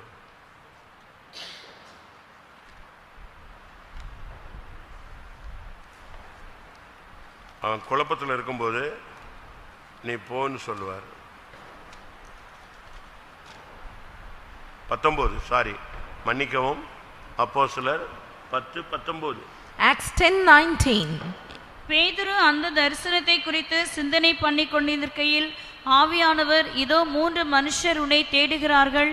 நீ எழுந்து இறங்கி ஒன்றுக்கும் சந்தேகப்படாமல் அவர்களுடனே கூட போ, நானே அவர்களை அனுப்பினேன் என்று அவனுக்கு சொன்னார். இங்கே குழப்பத்தில் இருக்கிறாங்க. And he was in a confusion. என்ன பண்றது, என்னவோ தரிசனம் கிடைச்சது, வெளிப்படுத்தல் கிடைச்சது, இது எப்படி ஆகும் அப்படி யோசிச்சுட்டே இருக்கிறான். டக்குன்னு ஆவியானவர் உள்ள வந்து, இல்ல நீ போ. அவனுடைய சந்தேகம் குழப்பத்துக்கு பதில் கொடுக்கிறவர் ஆவியானவர். And since he was in a confusion about the vision and revelation that he got, the Spirit of God came immediately and said, go, and he gives clears all the doubts. அப்போஸ்தலர் 11:12. 11:12 of the Acts of Apostles. நான் ஒன்றுக்கும் சந்தேகப்படாமல் அவர்களோட கூட போகும்படி ஆவியானவர் எனக்கு கட்டளையிட்டார். எப்படி நீ சிந்தனை பண்ணிட்டு குழம்பாத, சந்தேகப்பட்டும் குழம்பாத. அப்படிப்பட்ட நேரங்கள்ல ஆவியானவர் என்ன செய்வாரு, உன்னை கரெக்டா லீட் பண்ணுவாரு, உனக்கு பதில் கொடுப்பாரு. Do not doubt and lament, and Spirit of God will aid you and guide you immediately. எந்த நேரத்துல, ஏன்னா தேவன் கலகத்துக்கு தேவன் அல்ல, அவர் சமாதானத்துக்கு தேவனா இருக்கிறார். Lord is the Lord of not of confusion but the God of peace. ஆண்டவர் உன்னை குழப்ப மாட்டாரு. And Lord will not confuse you. பரிசுத்த ஆவியானவர் தெளிவா லீட் பண்ணுவார். And the Spirit of God will lead you clearly. இவனுக்கு ஒரு தரிசனம் கிடைக்குது, He gets a vision, ஒரு வெளிப்பாடு கிடைக்குது. a revelation. பவுலுக்கு இப்படி ஒரு பிரச்சனை இருந்துச்சு, பேதுருவுக்கு இப்படி ஒரு பிரச்சனை இருந்துச்சு. This happened to Paul and also for Peter. அப்ப ரெண்டு பேருக்குமே கரெக்டா ஆவியானவர் சொல்றார், நீ சந்தேகப்படாத, நீ ஏன் இப்படி சிந்தனை பண்ற, நான் தான் உன்னை கொண்டு போறேன், நீ போன்னு சொல்றார். And for both of them, Spirit of God spoke to them that do not doubt, it is I who lead you and you go. அதே மாதிரி நீங்களும் ஒவ்வொரு டெசிஷன் எடுக்கும் போதும் ஆவியானவர் உங்களுக்கு என்ன செய்யணும், நீ குழம்பாத, சந்தேகப்படாத, நான் உன்னை லீட் பண்றேன், இல்ல நான் தான் உன்னை போக வேண்டாம்னு சொல்லியிருக்கிறேன், நீ நெல்லு, அவசரப்படாத. ஆவியானவர் அதே அப்போஸ்தலர் 11 நீங்க திரும்பி வாங்க. ஆவியானவர் அவனை ஆசியாவுக்கு போக விடாமல் நிறுத்தினார். Whenever you are taking a decision, the Spirit of God will lead you and he will say, do not get confused, do not doubt. And same in the Acts of Apostles chapter 11, the Spirit of God stopped him from going. ஒரு நிமிஷம். அப்போஸ்தலர் 16:6 அப்போஸ்தலர் 16:6 Acts 16:6. 16:7. மீசியா தேசம் மட்டும் வந்து பித்தினியா நாட்டுக்கு போக பிரயத்தனம் பண்ணினார்கள். ஆவியானவரோ அவர்களை போக ஒட்டாதிருந்தார். But the Spirit suffered them not. அப்ப இதிலிருந்து என்ன விளங்கி கொள்றோம்? What do we understand from this? ஆவியானவர் ஒருவனை நடத்துகிற தெய்வம். The Spirit of God is a God who leads you. அதான் ரொம்ப முக்கியம். That is important. உன்னுடைய பிரச்சனைகளுக்கு அவர் பதில் கொடுப்பாரு. He will answer all your problems. தெளிவான பதில் கொடுப்பாரு. A clear answer from him. இப்போ அவனுக்கு அதுலயும் குழப்பம் இருந்துச்சு. And now he also had a confusion in that. ஏன் நமக்கு இப்படி ஒரு பிரச்சனை? Why is the problem likewise? 9ஆம் வசனத்துல அவனுக்கு அதுக்கு கிளியரன்ஸ் கிடைச்சிருச்சு. And in verse 9 he received a clearance for that. 9:10 நீங்க அதனுடைய வெளிப்பாடை நடத்திப்பை நீங்கள் புரிந்து கொள்ளலாம். You can understand the leading and the revelation in verse 9 and 10. கர்த்தருடைய பரிசுத்த நாமத்துக்கு மகிமை உண்டாவதாக. Glory be to the holy name of the Lord. அடுத்ததாக Nextly, அப்போஸ்தலர் 13:2 Acts 13:2. நான் ஆவியானவருடைய நடத்துதலை வழி நடத்துதலை உங்களுக்கு சொல்லிட்டு வரேன். ஆவியானவர் என்ன செய்யறாருன்னு சொல்லிட்டு வரேன். I am teaching about the leading of the Spirit of God. அவர்கள் கர்த்தருக்கு ஆராதனை செய்து உபவாசித்துக் கொண்டிருக்கிற போது பர்னபாவையும் சவுலையும் நான் அழைத்த ஊழியத்துக்காக அவர்களை பிரித்து விடுங்கள் என்று பரிசுத்த ஆவியானவர் திருவுளம் பற்றினார். ஊழியத்துக்கு பிரித்து எடுப்பது, separating for the ministry. ஆனா 9ஆம் அதிகாரத்திலே அவன் ஊழியம் செய்ய ஆரம்பிச்சிட்டான். In chapter 9 he started doing his ministry. எப்போ அனனியா அவன் தலையில கை வச்சானோ, ஞானஸ்நானம் எடுத்தானோ, பரிசுத்தாவி பெற்றானோ, அன்றைக்கே இயேசுவே கிறிஸ்து என்று தாமதமின்றி அவன் பிரசங்கித்தான், அரபு நாட்டுக்கு போய்விட்டான் ஊழியத்துக்கு. The moment he received the water baptism, when Ananias kept his hand upon him, he started preaching about Jesus. ஆனால் 13ஆம் அதிகாரம் 2ஆம் வசனத்துல தான் ஆவியானவர் ஃபர்ஸ்ட் அவனை ஊழியத்துக்குன்னு செலக்ட் பண்றாரு. In chapter 13 verse 2, first the Holy Ghost has separated him for the ministry. நீ உனக்குள்ள அழைப்பை பாரு. And look unto your calling. அதுக்கேத்த ஊழியத்தை நீ செய். And do the ministry accordingly. உன்னுடைய படிப்புக்கேத்த ஒரு ஊழியத்தை, நீ படிப்புக்கேத்த வேலையை தேடுற, படிப்புக்கேத்த ஒரு ஊழியம் இருக்கு. And you seek a job for your education, and there is a ministry for your education also. நீ செல்வாக்க தேடுற. You are seeking for the prosperity. அந்த செல்வாக்க வச்சிட்டு நீ ஒரு ஊழியம் செய்யலாம். And with that prosperity you can do a ministry. உனக்கு பணம் இருக்கு. You have money. பணத்துக்கு ஏத்த மாதிரி நீ ஊழியம் செய்யலாம். நான் சொல்றது உங்களுக்கு புரியுதா? எல்லாம் தலையை கீழ போட்டு செத்து போன மாதிரி உட்காராத. தலையை உயர்த்துங்க எல்லாரும். நான் திரும்பவும் சொல்றேன். எஸ்தருக்கு ஒரு செல்வாக்கு இருந்துச்சு. அந்த செல்வாக்க வச்சு அவ ஊழியம் செய்யாம ராஜஸ்திரியா மினுக்கிட்டு இருந்தா. மொர்தெகாய் கூப்பிட்டான், நீ உனக்கு கிடைத்த இந்த ராஜ மேன்மை இத நீ சரியா யூஸ் பண்ணலன்னா நீ அழிவாய். And Esther had a prosperity in the palace, and with that she was leading a sumptuous life. And Mordecai called Esther and said that you have enlargement here, and when you have don't work according to the spirit, and you will perish. உனக்கு கொடுத்த சுகத்துக்கு நீ ஒரு ஊழியம் செய்யணும். And you have to serve God according to health. வியாதியிலிருந்து உன்னை சுகமாக்கினார் பாரு, அதுக்கு ஒரு ஊழியம் செய்யணும். And you need to serve God, that therefore he has healed you. உனக்கு வசதி வாய்ப்பு பணம் வண்டி எல்லாம் கொடுத்தாரே, அதுக்கேத்த ஊழியம் செய்யணும். God has given you a good wealth and a vehicle, you have to do ministry. அறிவு புத்தி ஞானம் ஞாபக சக்தி கொடுத்தாரே, அதுக்கு நீ ஒரு ஊழியம் செய்யணும். And for your knowledge and for your wisdom and for all these you have to serve God. கை காலெல்லாம் நல்லா கொடுத்தாரே, அதுக்கு ஒரு ஊழியம் செய்யணும். He has given you good hands and legs, for this you have to serve God. நான் சொல்றது சரியா தப்பா? Am I right or wrong? நீங்க நல்ல படிப்பை உங்க வேலைக்காக யூஸ் பண்றீங்க, நல்ல செல்வாக்க உங்க குடும்பத்துக்காக யூஸ் பண்றீங்க, நல்ல திறமைகள் எல்லாம் உங்களுடைய முன்னேற்றத்துக்காக செலவழிக்கிறீங்க, கரெக்ட். அதே நேரத்தில் அதை எதுக்காக கொடுத்தாருங்கிறதையும் நீங்க புரிஞ்சுக்கணும். அதை வச்சு நீ தெய்வத்துக்கு என்ன செஞ்ச, அதான் முக்கியம். அதனால தான் எஸ்தர் விஷயத்துல கரெக்டா சொல்றான், உனக்கு கிடைத்த ராஜ மேன்மை இந்த நேரத்துக்காக கொடுக்கப்பட்டிருக்கலாம். And here all that you received, your prosperity, your education, your talents, you use it for you. With all these you need to serve God. And this here for Esther, it is being told that this is you attain this position in order to intercede for Jews. உனக்கு திறமை இருக்கலாம், you have talent, அதை ஊழியத்துக்கு பயன்படுத்து. and you need to use that for ministry. கொஞ்சம் கூட்டு உடனே போ சுசன் சீரா பண்ணி வாசி. சங்கீதத்தில் வாசிங்க, தாவீது தனக்கு கிடைத்த திறமையை ஜனங்களை நடத்துறதுக்கு பயன்படுத்தினான்னு சொல்லியிருக்கு. David used the talent in order to lead the people. சங்கீதம் 79 கடைசியா இது பாருங்க. அவன் தன் கைகளின் திறமையினால் அந்த ஜனத்தை நடத்தினான். 78 73 இவன் அவர்களை தன் இருதயத்தின் உண்மையின்படியே மேய்த்து தன் கைகளின் திறமையினால் அவர்களை நடத்தினான். எப்படி நடத்தினான்? தன் கைகளின், அவனுக்கு ஒரு திறமை இருந்துச்சு ஜனத்தை லீட் பண்றது. ஆட மேய்ச்சி மேய்ச்சி அது இந்த லீடிங் அவன் பழகிட்டான். இப்போ தன் கைகளின் திறமையினால ராஜாத்துல இருந்து ஜனத்தை நடத்தினான். And he guided them by the skillfulness of his hands, and he had that talent to lead the people. புரியுதா உங்களுக்கு எல்லாருக்கும்? Do you understand? உங்க திறமைய நீ பணம் சம்பாதிக்கிறதுக்கும் ஊர் சுத்துறதுக்கும் சினிமா பார்க்கிறதுக்கும் யூஸ் பண்ணாத. உனக்கு இருக்கிற திறமையை கர்த்தருக்காக யூஸ் பண்ணு. Don't use your talent to roam around, to watch cinemas and to earn money. You use it for God. நான் இதுக்கு இன்னொரு வசனம் சொல்றேன். I will also mention another verse for it. தானியேல் 1:3 பாருங்க. திறமையுள்ள வாலிபர்களை ராஜாவை சேவிக்க, அரண்மனையில் சேவிக்க அந்த ராஜா எடுத்தான், செலக்ட் பண்ணான். 1:3 Daniel 1:3. அப்பொழுது இஸ்ரவேல் புத்திரருக்குள்ளே ராஜகுலத்தார்களிலும் துறை மக்களிலும் யாதொரு மாசும் இல்லாதவர்களும் அழகானவர்களும் சகல ஞானத்திலும் தேறினவர்களும் அறிவில் சிறந்தவர்களும் கல்வியில் நிபுணரும் ராஜாவின் அரண்மனையிலே சேவிக்க திறமையுள்ளவர்களுமாகிய, ராஜாவின் அரண்மனையில் சேவிக்க என்ன வேணும்? திறமை உள்ளவங்க. நீ எங்கேயோ கிடக்காத, ராஜாவின் அரண்மனையில சேவிக்கவா. And those who have ability to stand in the king's palace, come to the king's palace. Don't be somewhere else.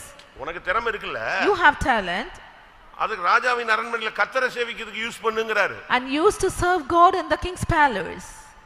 மோசே உட்கார்ந்து 24 ஹவர்ஸும் பஞ்சாயத்து பண்ணிக்கிட்டே இருக்கிறான். Moses was judging people all the 24 hours.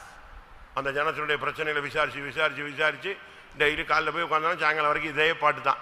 And he was inquiring the problem of the people right from morning till evening. அப்ப மாமனார் வந்தாரு. And his father-in-law came. காலையில வந்தா சாயங்காலம் வரைக்கும் நீ இங்கே உட்கார்ந்திருக்க, என்ன கதைன்னு கேட்டார். And he asked, why do you sit for such a long time here? இப்படி பண்ணாத. And don't do it. நீ லீடராவே இரு. And you be a leader. 1000 பேருக்கு ஒரு அதிபதியை வை. And you keep a leader for 1000. 100 பேருக்கு ஒரு அதிபதி வை. And a leader for 100. 50 பேருக்கு ஒரு அதிபதி வை. And a leader for 50. அவங்க 10 பேருக்கு ஒரு அதிபதி வை. And for 10. அவங்கள வச்சு விசாரி. And inquire with them. இதெல்லாம் தாண்டி வரும்போது நீ supreme. And you are in the supreme place. புரியுதா உங்களுக்கு? Do you understand? Munsif court, sessions court, district court, high court, அடுத்து தான் எங்கது? Supreme. அன்னைக்கு அவன் ஏற்படுத்தினது தான் இதெல்லாம். And when he made all these arrangements which we follow now. இவ்வளவு தெளிவா சொன்ன உடனே When he mentioned this clearly, அவன் அப்படி யோசிச்சான். he thought about it. எங்க 100க்கு அதிபதி உட்கார வைக்கிறது, எங்க 1000க்கு அதிபதி, யாரை செலக்ட் பண்றது? அப்படி பார்த்த உடனே அவனுக்கு ஒரு தூண்டுதல், திறமை உள்ளவங்களை எடுத்து உட்கார வைக்கணும். And he was thinking about where to keep the centurions, and he had a urging that to pick up talented person. யாத்திராகமம் 18ஆம் அதிகாரம் 25ஆம் வசனம். மோசே இஸ்ரவேலர் எல்லாரிலும் திறமையுள்ள மனிதர். பைபிள் தூக்கிட்டு வரும்போது டைரியோட வரணும். இந்த காலேஜுக்கு போற மாதிரி அந்த டைரி எப்படி ஒரு பைபிளை தூக்கிட்டு இந்த 2 இன்ச் பைபிளை தூக்கிட்டு ரோட்ல சுத்தக்கூடாது. இந்த கிட்டியோண்டு ஒரு பைபிள் வச்சுக்குவாங்க. அதெல்லாம் தேவை கிடையாது. தேவசமூகத்துக்கு வரையா பைபிள், டைரி, வசனம் எல்லாம் தெளிவா கொண்டு வா. கர்த்தர் உன்கிட்ட பேசுவார். வாசிங்க. என்ன யாத்திராகமம் 18ஆம் அதிகாரம் 25ஆம் வசனம். மோசே இஸ்ரவேலர் எல்லாரிலும் திறமையுள்ள மனிதரை தெரிந்து கொண்டு அவர்களை 1000 பேருக்கு அதிபதிகளாகவும் 100 பேருக்கு அதிபதிகளாகவும் 50 பேருக்கு அதிபதிகளாகவும் 10 பேருக்கு அதிபதிகளாகவும். இல்ல நீ என்ன வாசிக்கிற? பொருளாசையை வெறுத்த திறமை உள்ளவர்கள். 21ஆம் வசனம். 21ஆம் வசனம். ஜனங்கள் எல்லாருக்குள்ளும் தேவனுக்கு பயந்தவர்களும் உண்மையுள்ளவர்களும் பொருளாசையை வெறுக்கிறவர்களுமான திறமையுள்ள மனிதரை தெரிந்து கொண்டு. நல்லா புரிஞ்சுக்கோங்க. தேவனுக்கு பயந்தவர்கள், அடுத்து உண்மையுள்ளவர்கள், பொருளாசையை வெறுக்கிற திறமை உள்ளவர்கள். The people, able men such as fear God but men of truth hating covetousness. That is a talent. It is a skill. அது ஒரு திறமை. அது ஒரு நீ சகலகலா வல்லவன் அப்படின்னா நீ உடனே வாய் பேசுறது, சண்டை போடுறது, இப்படி மிரட்டுறது இல்லை. அட்மினிஸ்ட்ரேஷன் கிடையாது. என்னது? தேவனுக்கு பயப்படுறது ஒரு திறமை. And fear of God is a skill. அடுத்து உண்மை உள்ளது ஒரு திறமை. Being men of truth is again a skill. Pastor MT சொல்லுவாரு. Pastor M.T. Thomas used to mention. முந்தி கேரளால, initially in Kerala, கம்யூனிஸ்ட் ஆட்சி இருக்கும், பழைய கம்யூனிஸ்ட் ஆட்சியில, in the old communist rule, minister வீடுகள் எல்லாம் சிபிஎம் காரங்கள வேலைக்கு சேர்த்தாங்களா. And he gathered all the CPM believers in the minister's house to work. அப்ப யாரோ கேட்டானா, என்னங்க இது கம்யூனிஸ்ட் எல்லாம் பெந்தகோஸ்காரனாவே சேர்க்கறீங்கன்னு. ஏப்பா, அவன் திருட மாட்டான், அவன் பொய் சொல்ல மாட்டான், அவன் பொருளாசையில இருக்க மாட்டான், அவனை மினிஸ்டர் வீட்டில் வச்சா பிரச்சனையே இருக்காது அப்படி சொன்னா ஒரு chief minister. A chief minister mentioned that when I gather people of CPM believers to work for in my house, they will not have covetousness, they will not be a thief, and there's no problem at all for me. கர்த்தர் உன்னை ஊழியத்துக்கு நீங்க உன்னை ஊழியம் பண்ணி நாங்க தான் ஊழியம் செய்யணும்னு நினைக்க கூடாது. And do not think that we have to serve like you. நீ எகிப்திலிருந்து இருந்து வெளியே வந்தீன்னா நீ ஊழியக்காரன். If you have come out of Egypt, you are a servant. வாசி லேவியராகமம் 25 55ஆம் வசனம். 42ஆம் வசனம். எந்த அதிகாரம்? லேவியராகமம் 25ஆம் அதிகாரம் 42ஆம் வசனம். கடைசி வசனம். அவர்கள் நான் எகிப்து தேசத்திலிருந்து புறப்பட பண்ணின என்னுடைய ஊழியக்காரர். போதுமா? அது வாசி, ஃபுல்லா வாசியா. இஸ்ரவேல் புத்திரர் என் ஊழியக்காரர். இஸ்ரவேல் புத்திரர் என் ஊழியக்காரர். அவர்கள் நான் எகிப்து தேசத்திலிருந்து புறப்பட பண்ணின என் ஊழியக்காரரே. எகிப்திலிருந்து வெளியே வந்துட்டியா, பாவ மன்னிப்பு வாங்கிட்டியா, ரட்சிக்கப்பட்டியா, பைபிளை தூக்கிட்டியா, நீ யாரு? ஒரு ஊழியக்காரன். If you have come out of Egypt and received a salvation and you've taken Bible in your hand, you are a servant of God. அடுத்ததாக Nextly, அப்போஸ்தலர் 20:23. Acts 20:23. கட்டுகளும் உபத்திரவங்களும் எனக்கு வைத்திருக்கிறதென்று பரிசுத்த ஆவியானவர் பட்டணந்தோறும் தெரிவிக்கிறதை மாத்திரம் அறிந்திருக்கிறேன். ஆவியானவர் உன் லைஃப்ல அடுத்து என்ன நடக்க போகிறதுங்கறத ஃபியூச்சரை பேசிக்கிட்டே இருப்பார். The Spirit of God will speak about your future. கிறிஸ்தவத்துக்குள்ள நீ வந்துட்டேன்னா, பெந்தெகோஸ்ல வந்துட்ட பிறகு உன் ஃபியூச்சரை பத்தி நீ பாரப்பட வேண்டாம். உன் ஃபியூச்சரை பத்தி உனக்கு ஒரு நாலேஜ் கிடைச்சிக்கிட்டே இருக்கும். Do not worry about your future. After coming to this Pentecost, Spirit of God will give a knowledge about your future. புரியுதா உங்களுக்கு எல்லாருக்கும்? Hope you understand. பவுலை டச் பண்ண, சவுலை டச் பண்ணி பவுலை ஆக்குற போதே ஆண்டவர் சொல்றாரு, அவன் நான் தெரிந்து கொண்ட பாத்திரம், When Paul was, அவன் எவ்வளவாய் பாடுபட வேண்டும் என்று நான் அவனுக்கு என்ன செய்வேன், காண்பிச்சிருவேன் சொல்றார். When Saul was changed as Paul, Lord says that he is a chosen vessel and I've shown him how much he has to suffer in my name sake. நடக்க போகிறது உனக்கு தெரிவிக்கணும். And he should inform what is going to happen. அதான் பரிசுத்த ஆவியானவர். That is Holy Spirit. பழைய ஏற்பாட்டில் ஒரு இடத்துல கேட்கிறாரு, நீ விக்கிரகங்களை கூப்பிடுறியே, அது சொல்றியே, அது உன்கிட்ட எதாவது சொல்ல முடியுமா? நானே நடக்க போகிறவர்களை அறிவிக்கிறவர் அப்படின்னு சொல்றாரு. In Old Testament, in a place he says that you worship the idols. Will it speak anything to you? I am the one who inform what is going to happen. அது உனக்கு வியாதியா இருக்கலாம், அதை கூட உனக்கு முதல்ல சொல்லிடுவார். It might be your sickness, he will inform it. பிரச்சனையா, அதை முதல்ல சொல்லிடுவார். Your problems, he will inform you. உனக்கு ஒரு உயர்வு வருதா, அதையும் சொல்லிடுவார். Exaltation, he will inform you in prayer. பிரச்சனை வருதா, அதையும் முதல்லயே சொல்லிடுவார். A problem, then he will also inform it in prayer. ஒரு வார்னிங் கிடைச்சிட்டே இருக்கும், நீ உஷாராகிட்டே இருக்கலாம். உளவுத்துறை மாதிரி. You will receive a warning and you can be aware of it. புரியுதா உங்களுக்கு? Do you understand? என்ன நடக்க போகுதுன்னு உளவுத்துறை கரெக்ட்டா சொல்லுவாங்க. இந்த இடத்துல என்னென்ன பிரச்சனை. The vigilance department would say what will happen and where it is.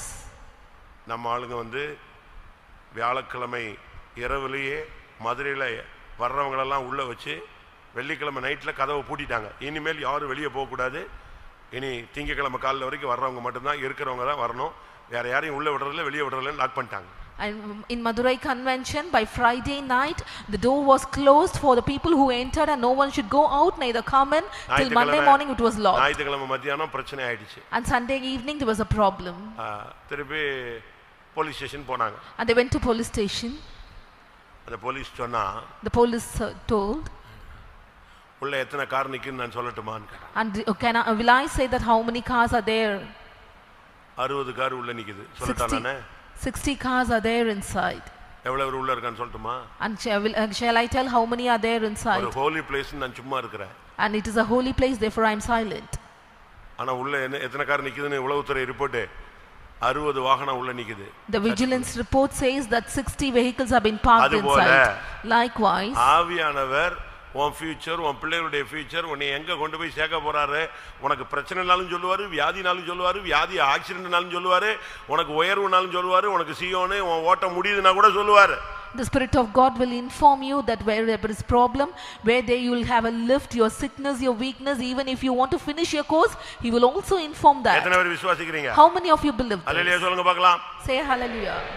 எல்லாம் ஆல்ரெடி தெளிவா இருக்கார் ஆண்டவர். And God is very clear about it. உனக்கு என்ன நடக்க போகுதுன்னு சொல்லுவாரு. He will mention what is going to எத்தனை happen. தேதி நடக்க போகுதுன்னு சொல்லுவாரு. In which date it will happen, he will also mention it. எத்தனை தேதி நடக்க போகுதுன்னு சொல்லுவாரு. He will also mention the date of it. நான் இங்க வந்தது எனக்கு டேட் சொல்லி தான் நான் வந்தேன். And when I came here, he mentioned the date to me. கரெக்ட்டா அந்த டேட்ல அடிச்சு எவ்வளவு வந்தேன் நான். On the particular date I came inside. நான் எதுக்கு இத சொல்றேன்னா உனக்கு பேசுவாரு. Why I am telling this, he will speak to you. Bible சொல்லி இருக்கு இல்லையா? Bible says, பிள்ளைகளை குறித்து, கரத்தின் கிரியைகளை குறித்து, வருங்காலத்தை குறித்து என்கிட்ட என்ன செய்ய கேளு, நான் உனக்கு சொல்றேன்னு சொல்றாரு. And he says, ask about your children, your work of your hand, and about your future I will inform you. அடுத்ததாக Nextly, ரோமர் 8ஆம் அதிகாரம் 26 27. Romans 8:26-27. அந்தபடியே ஆவியானவரும் நமது பலவீனங்களில் நமக்கு உதவி செய்கிறார். நாம் ஏற்றபடி வேண்டிக் கொள்ள வேண்டியது இன்னதென்று அறியாமல் இருக்கிறபடியால் ஆவியானவர் தாமே வாக்கு கடங்காத பெருமூச்சுகளோடு நமக்காக வேண்டுதல் செய்கிறார். ரெண்டு காரியம் இதுல நடக்குது. And two things are happening here. ஆவியானவர் வந்தா உன் பலவீனத்துல உனக்கு உதவி செய்வார். In the Spirit of God works in all your infirmities. நம்முடைய பலவீனங்களுக்காக அவர் பரிதபிக்கிற நித்திய பிரதான ஆசாரியர். And he is a high priest who is for all our infirmities. மனுஷன் தான் உன்னுடைய பலவீனத்தை பார்த்துட்டு பரியாசம் பண்ணுவான். And man will mock at your weakness. உன்னை குற்றம் சாட்டுவான். He will blame you. உன்னால முடியலன்னு சொல்லி காட்டுவான். And he will say that you cannot. ஆனா தெய்வம் அப்படி அல்ல. உன்னுடைய பலவீனத்தை பார்த்துட்ட உடனே ஐயோ தூங்கிட்டானே, எழும்ப முடியலையே, அவனால இந்த யுத்தத்தில் நிக்க முடியலையே, இந்த பிரச்சனையை அவனால டீல் பண்ண முடியலையே அப்படின்னு சொல்லிட்டு உன்னை கண்டம் பண்றது இல்ல. ஐயோ உடனே அவர் யார் வராரு, நான் உள்ள வரேன்னு சொல்லி ஆவியானவர் பலவீனங்களில் உதவி செய்கிறார். When the Lord looks at your weakness, thinking that oh my child couldn't do it and he couldn't work in that and he is sick and weak and in all these infirmities, Spirit of God helps you. Not only that, ஆவியானவர் நீ ஜெபிக்கிற நேரங்கள்ல நீ ஒருவேளை தூங்கிடுவ, இல்லாவிட்ட என்ன ஜெபிக்கணும்னு தெரியாம என்னத்தையோ சொல்லிட்டு இருப்ப. ஆவியானவர் உள்ள வந்துட்டாருன்னா ஆவியானவர் வாக்கு கடங்காத பெருமை வீச்சுகளோட அவர் என்ன செய்ய ஆரம்பிச்சிடுவாரு, ஜெபத்தை ஸ்டார்ட் பண்ணிடுவார். In the time of prayer you may not know what to pray, nor you will sleep in the prayer, but when the Spirit of God comes in, he makes intercession for us with the groanings which cannot be uttered. Time இல்ல, அதனால ஃபாஸ்டா போறேன். There is no time, so I go fast. 2 கொரிந்தியர் 3ஆம் அதிகாரம் 17ஆம் வசனம். 2 Corinthians chapter 3 verse 17. கர்த்தரே ஆவியானவர், கர்த்தருடைய ஆவி எங்கேயோ அங்கே விடுதலையும் உண்டு. விடுதலை கொடுப்பவர் ஆவியானவர். The Lord is the God who sets liberty. ஆண்டவர் வரும் பொழுது ஒரு விடுதலை வந்துரும். When there is Spirit of God, there is liberty. அது எந்த சுபாவத்திலயும் சரி, எந்த சூழ்நிலையிலும் சரி. In whatever character nor circumstance. நான் சொல்றது உங்களுக்கு புரியுதா? Do you understand what I say? ரோமர் 7ஆம் அதிகாரம் கடைசில வரும்போது In Romans 7 last, நிர்பந்தமான மனுஷன், ரோமர் 7:24. நிர்பந்தமான மனுஷன் நான், இந்த மரண சரீரத்தினின்று யார் என்னை விடுதலையாக்குவார்? யார் என்னை விடுதலையாக்குவார்? Who shall deliver me? Our கேக்குறார். He asks. இந்த மரண சரீரத்திலிருந்து யார் விடுதலையாக்க முடியும்? Who shall deliver me from the body of this death? ரோமர் 8:2. Romans 8:2. கிறிஸ்து இயேசுவினாலே ஜீவனுடைய ஆவியின் பிரமாணம் என்னை பாவம் மரணம் என்பவைகளின் பிரமாணத்தினின்று விடுதலையாக்கிற்றே. And freed from the law of sin and death. கிறிஸ்துவின் ஆவியின் பிரமாணம் தான் விடுதலை கொடுக்க கூடியது. The law of Christ will deliver. எந்த ஜீவியத்துல எவ்வளவு தோல்வி இருந்தாலும் அபிஷேகம் தான் அதை ஜெயமாய் மாற்றும். Whatever weakness you have in your life, the anointing will deliver you. எத்தனை பாயிண்ட்? How many points? 10, 11, 11. யாக்கோபு 4ஆம் அதிகாரம் 5ஆம் வசனம். James 4:5. நம்மில் வாசமாய் இருக்கிற ஆவியானவர் நம்மிடத்தில் வைராக்கிய வாஞ்சியா இருக்கிறார் என்று வேதவாக்கியம். ஆண்டவர் உனக்குள்ள வைராக்கிய வாஞ்சியா இருக்கிறார். உன்னை எப்படியாயினும் சீயோனா மாத்திரணும், எப்படியாயினும் உன்னை எருசலேமா மாத்திரணும்ங்கிறதுல ரொம்ப வைராக்கியமா இருக்கார், வெறித்தனமா இருக்கிறார். The spirit that dwelleth in us lusteth to envy, somehow he has to change us as Zion. ஆவியானவர் உன்னை வர்த்தி நோக்கத்துல மாற்றமே இல்லை. அது நீ என்ன பண்ணாலும் சரி அவர் உன்னை விட மாட்டார். உருட்டி புரட்டி எடுத்தாது எங்க கொண்டு போயிடுவாரு. வாசிங்க சகரியால, சியோனுக்காகவும் எருசலேமுக்காகவும் நான் எப்படி இருக்கிறேன்? 8:2 வாசிக்கலன்னா 1:14 வாசிக்கலாம், 8:2 வாசிக்கலாம். நான் எருசலேமுக்காகவும் சியோனுக்காகவும் மகா வைராக்கியம் கொண்டிருக்கிறேன். நான் சீயோனுக்காக கடும் வைராக்கியம் கொண்டேன், அதற்காக மகா உக்கிரமான வைராக்கியம். I was jealous for her with a great fury.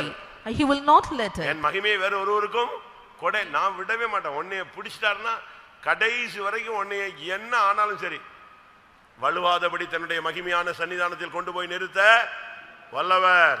And he is well able to take us to his kingdom, and he will not let us at any cost. அவருக்குள்ள ஒரு பெரிய வைராக்கியம் இருக்கு. And there is a great fury and zealous. வைராக்கியம். A great zealous. அது பார்த்துக்கிட்டே இருப்பார். ஒரு நாள் அவர் அது பட்சிக்க ஆரம்பிச்சிரும், உள்ள இறங்கிடுவார். Where he will see to it, and one day he will come. நான் சொல்றது சரிதானா? Am I right? எத்தனையோ விஷயம் தேவாலயத்துக்கு போயிட்டு அமைதியா வந்த இயேசு ஒரு நாள் உள்ள பூந்தாரு, சாட்டை எடுத்துட்டு.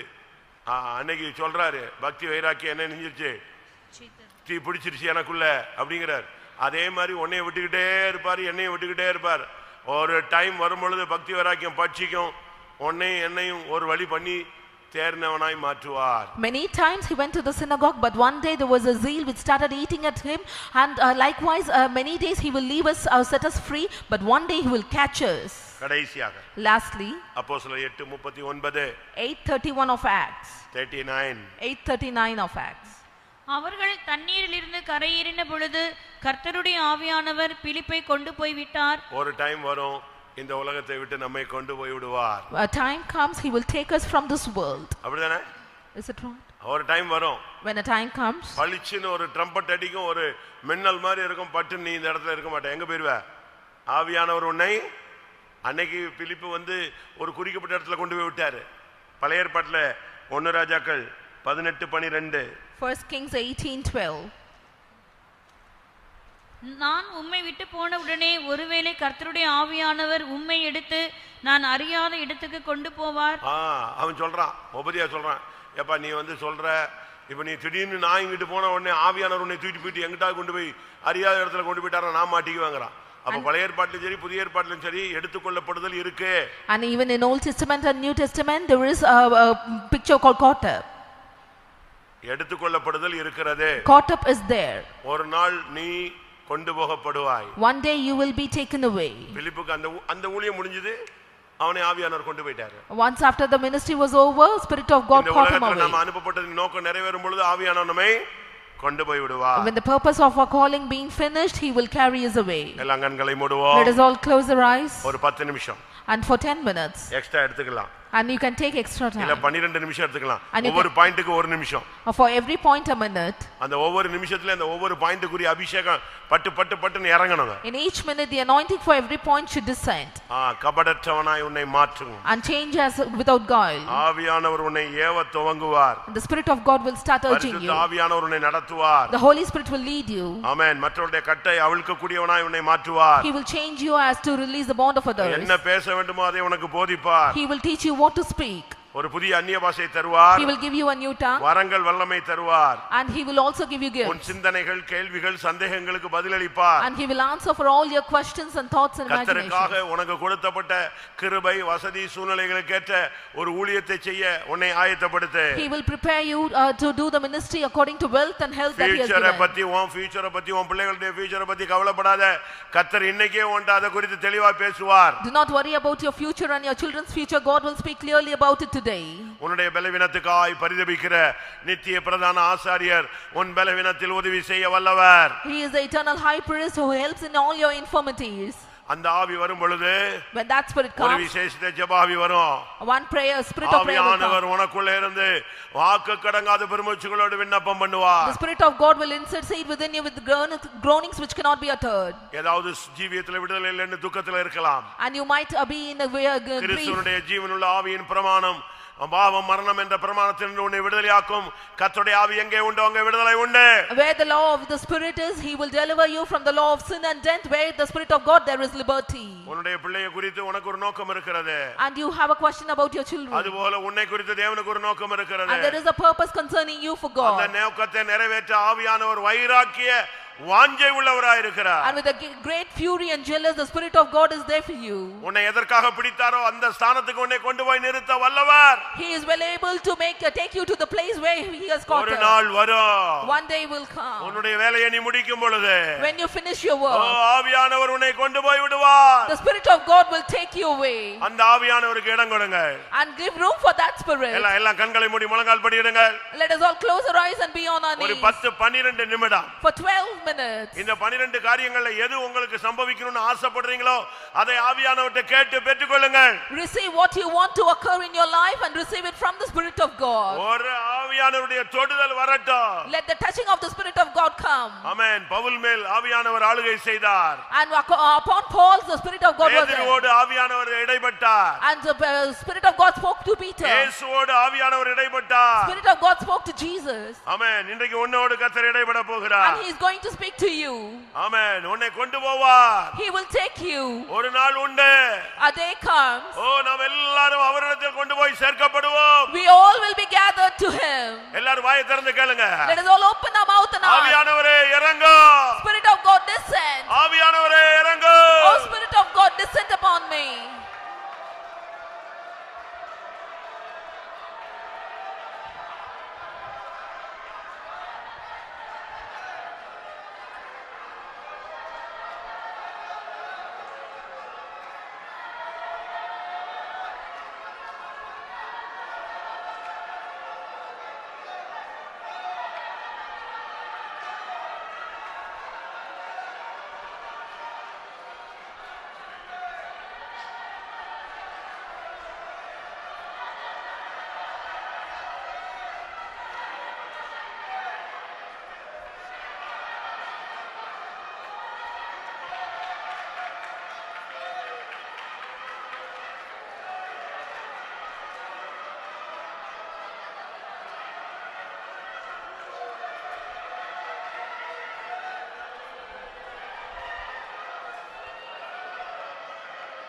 ஹalleluya ஹalleluya ஆவியானவரே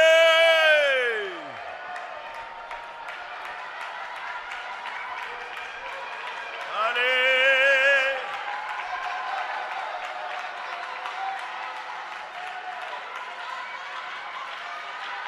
ஐல பாதா பக்கரா பக்கதுரா கரபானியா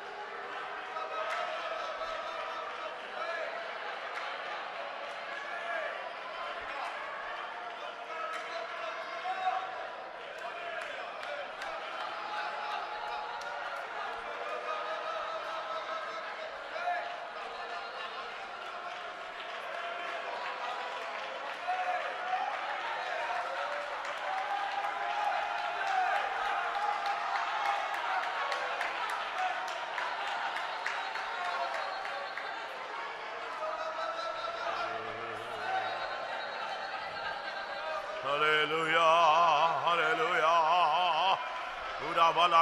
ஆமென். இந்த 12ல ஒருவேளை ஒரு சில அனுபவங்கள் கிருபையினால உங்களுக்குள் ஆவியானவரால் நடப்பிக்கப்பட்டு கொண்டிருக்கலாம். Graciously you might have few experience about among the 12. ஒரு சில காரியங்கள் நீங்கள் குறைவானவர்களா இருக்கலாம், இல்லாவிட்டால் அந்த பயிற்சியே இல்லாதவர்களா இருக்கலாம். And in few things you might be short and you may not have that experience. இல்ல 12 எனக்குள்ள இல்லங்கற நிலவரத்துல நீங்கள் தள்ளப்பட்டிருக்கலாம். And you might be cast into a situation where this 12 is not found in you. 2 நிமிஷம். For 2 minutes. சடுதியில ஒரு அபிஷேகம் ஆவியானவர் உன் மேல் வந்து இறங்கட்டும். Immediately the spirit of God will descend. ஒரு பலத்த காற்று உன் மேல் வீசட்டும். A strong wind will blow on you. ஓ ஆவியானவர் உனக்குள்ள இறங்கட்டும். The spirit of God let it descend. ஓ ஆவியானவர் வைராக்கிய வாஞ்சை உனக்குள்ள வரட்டும். With a great fury of jealousy let him come in you. Hallelujah, hallelujah. O ரபகர bola bola.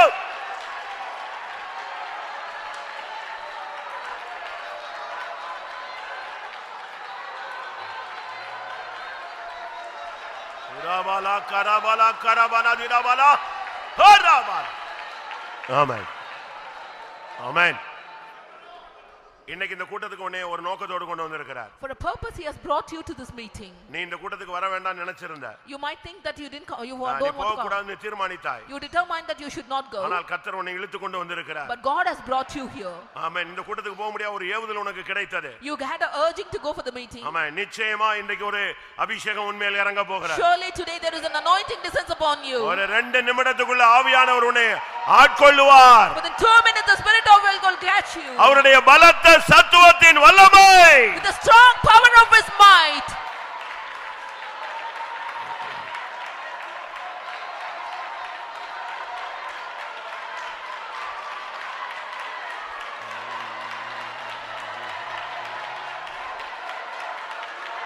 Lola bala sala. Ribala bali kala sala.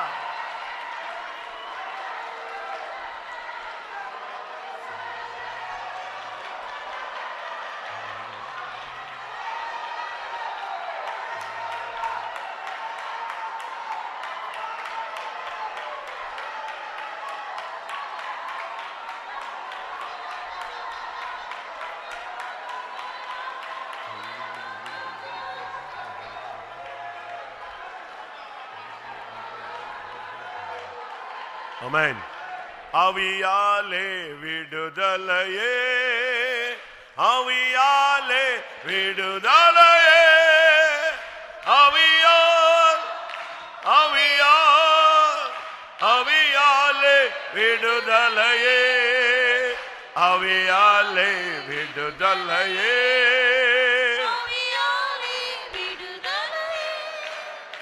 ஆவியால் ஆவியால் ஆவியாலே விடுதலையே, ஆவியாலே விடுதலையே, ஆவியாலே விடுதலையே, ஆவியால் ஆவியால் ஆவியாலே விடுதலையே, ஆவியால் ஆவியால் ஆவியாலே விடுதலையே, ஆவியால் ஆவியால் ஆவியாலே விடுதலையே.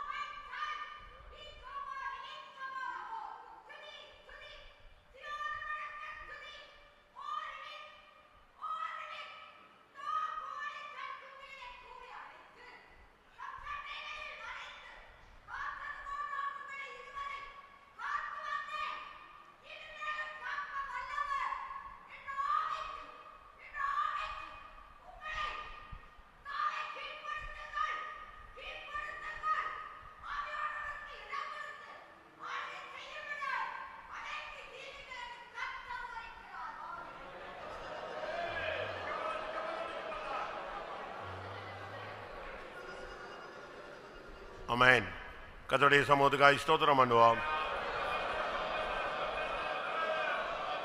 ஆவியானவருடைய ஆளுகைக்காய் ஸ்தோத்திரம் பண்ணுவோம். ஜெபம். கர்த்தாவே, பரிசுத்த பிதாவே, ஆசீர்வதிக்கப்பட்ட நல்ல வேலைக்காக நன்றியோடு இருதயத்தோடுமே துதிக்கிறோம், ஸ்தோத்திரிக்கிறோம். இந்த சாயங்கால வேளையில் நாங்களொன்று சேர்ந்து தேவ சமூகத்தில் காத்திருக்க உம்முடைய சமூகத்தை அனுபவிக்க உம்முடைய பரிசுத்தாவின் வல்லமையினால் நிரப்பப்பட கர்த்தாவே நீர் தந்த கிருபைகளுக்காக ஸ்தோத்திரம். ஆவியின் ஆராதிക്കുന്ന நாங்கள் ஒவ்வொரு நாளும் கர்த்தாவை கேட்ட வசனங்களின்படி எங்களுடைய ജീവിതത്തിൽ ആവിയാനവരാൽ നടത്തപ്പെടുന്ന അനുഭവം പരിശുദ്ധാവിയെ വല്ലമയുള്ള ആവിയാகவும் മഹിമേൻ ആവിയാகவும் கிறிஸ்துவின் ஆவியாகவும் நாங்கள் பெற்றுக்கொண்டு கர்த்தர்க்குள் தொடர்ந்தும் ஆவிக்குரிய ஜீவித்தில் கட்டியெழுப்பப்படும்படியாக ஆவியானவரால் நடத்தப்படுന്ന അനുഭവത്തെ நீர் ஒவ்வொருவருக்கும் தந்து வழி நடத்தும். கேட்டதான சத்தியங்களின்படி കർത്തരായ യേശുവേ, യോവാൻ സ്നാനൻ അറിയുന്ന വേളയിൽ പ്രാവെ പോലെ കർത്താവെ തൻ്റെ തലയിന്മേൽ വന്നിരുന്നത് താൻ അവരെ ആരെന്നറിയതർ കേട്ടതായിരുന്നതുപോലെ എപ്പോഴും വന്ന പ്രാവിൻ്റെ കപടമില്ലാത്ത അനുഭവം കർത്താവെ ഞങ്ങളുടെ ജീവിതത്തിൽ തന്ന് കസപ്പില്ലാത്ത അനുഭവത്തെ തന്നും ഞങ്ങൾ പ്രാവെ പോലെ കർത്താവയും പിൻപറ്റ പരിശുദ്ധാവിയാനവരെ ഏറ്റുള്ള നമ്മുടെ നടത്തുന്നതിൽക്കുള്ളേ കാണപ്പെടുമ്പോഴാകും നീർ വിശേഷിத்த കൃപയെത്താരും. അത് മറ്റുമല്ലാമ ആവിക്കുரிய ജീവിതത്തിൽ കർത്താവെ പഴയ ഏർപ്പാടിലും പുതിയ ഏർപ്പാടിലും പരിശുദ്ധാവിയാനവരാൽ ഏവപ്പെട്ട് നടത്തപ്പെട്ട അനേക പരിശുദ്ധവാങ്ങളെക്കുറിച്ചും കേളിപ്പെടാൻ നീര് കർത്താവി വചനങ്ങൾ മൂലം ഇടപെടാൻ നീർ തന്നെ കർമ്മ സ്തോത്രം. കേട്ടതാന സത്യങ്ങളെയും കർത്താവ് ഞങ്ങളുടെ ജീവിതത്തിൽ ശിക്ഷവൻ്റെ ആവി ദൈവരീരന്ത ദാനിയേലിൻ്റെ ആവി കർത്താവെ പൗലിൻ്റെ ആവി ഇപ്പോൾ ഏർപ്പെട്ടതാണ് அந்த நல்ல ஆவியினால் நாங்களும் நடத்தப்படட்டும். எங்களை ஜீவியத்தில் ஆவியான ஒரு பலத்த கிரியைகளோடு இடப்படும். எங்களுக்குடைய ஒரு பக்தி வைராகியம் பரிசுத்த வைராகியத்தை தந்து உம்முடைய சமூகத்தில் கர்த்தாவே நீர் எங்களை கொண்டு சேர்க்குவோம். உம்முடைய சமூகத்தை அனுபவித்து முன்னேற ஆவிக்குரிய ஜீவியத்தில் கர்த்தாவை உயிர்ப்பிக்கிற நீரை யாவருக்கும் கிருபை செய்திருக்கிறபடி நான் ஸ்தோத்திரம். இந்த வேளையிலும் உம்முடைய சமூகத்தில் கொண்டு வந்த அருமையான நம்முடைய பிள்ளைகளுக்காக ஸ்தோத்திரம். யாவரோடு நீர் இடப்பட்ட வசனங்களுக்காக ஸ்தோத்திரம். கடைசி காலத்தில் பரிசுத்தாவியானவர் எங்களோட மத்திய வல்லமையாக கிரியை செய்து கொண்டிருக்கிறபடி நான் ஸ்தோத்திரம். தொடர்ந்தும் நேரங்களோடு கூடியிருக்கும். இரவில் நடக்கும் ஜெபத்தை பார்வையிடுக்கும். நாளைக்குள்ள பரிசுத்த கர்த்தாவை ஆராதனையை நீர் பொறுப்படுக்கும். நம்முடைய ஜனங்கள் யாவரும் கர்த்தாவை வருமானமாக ஐக்கியமாக கர்த்தர் சமூகத்தை நாடி தேடி வந்து ஆசீர்வாதங்களை பெற்று தொடர்ந்தும் மகிழ்ச்சியாக இருக்கும்படி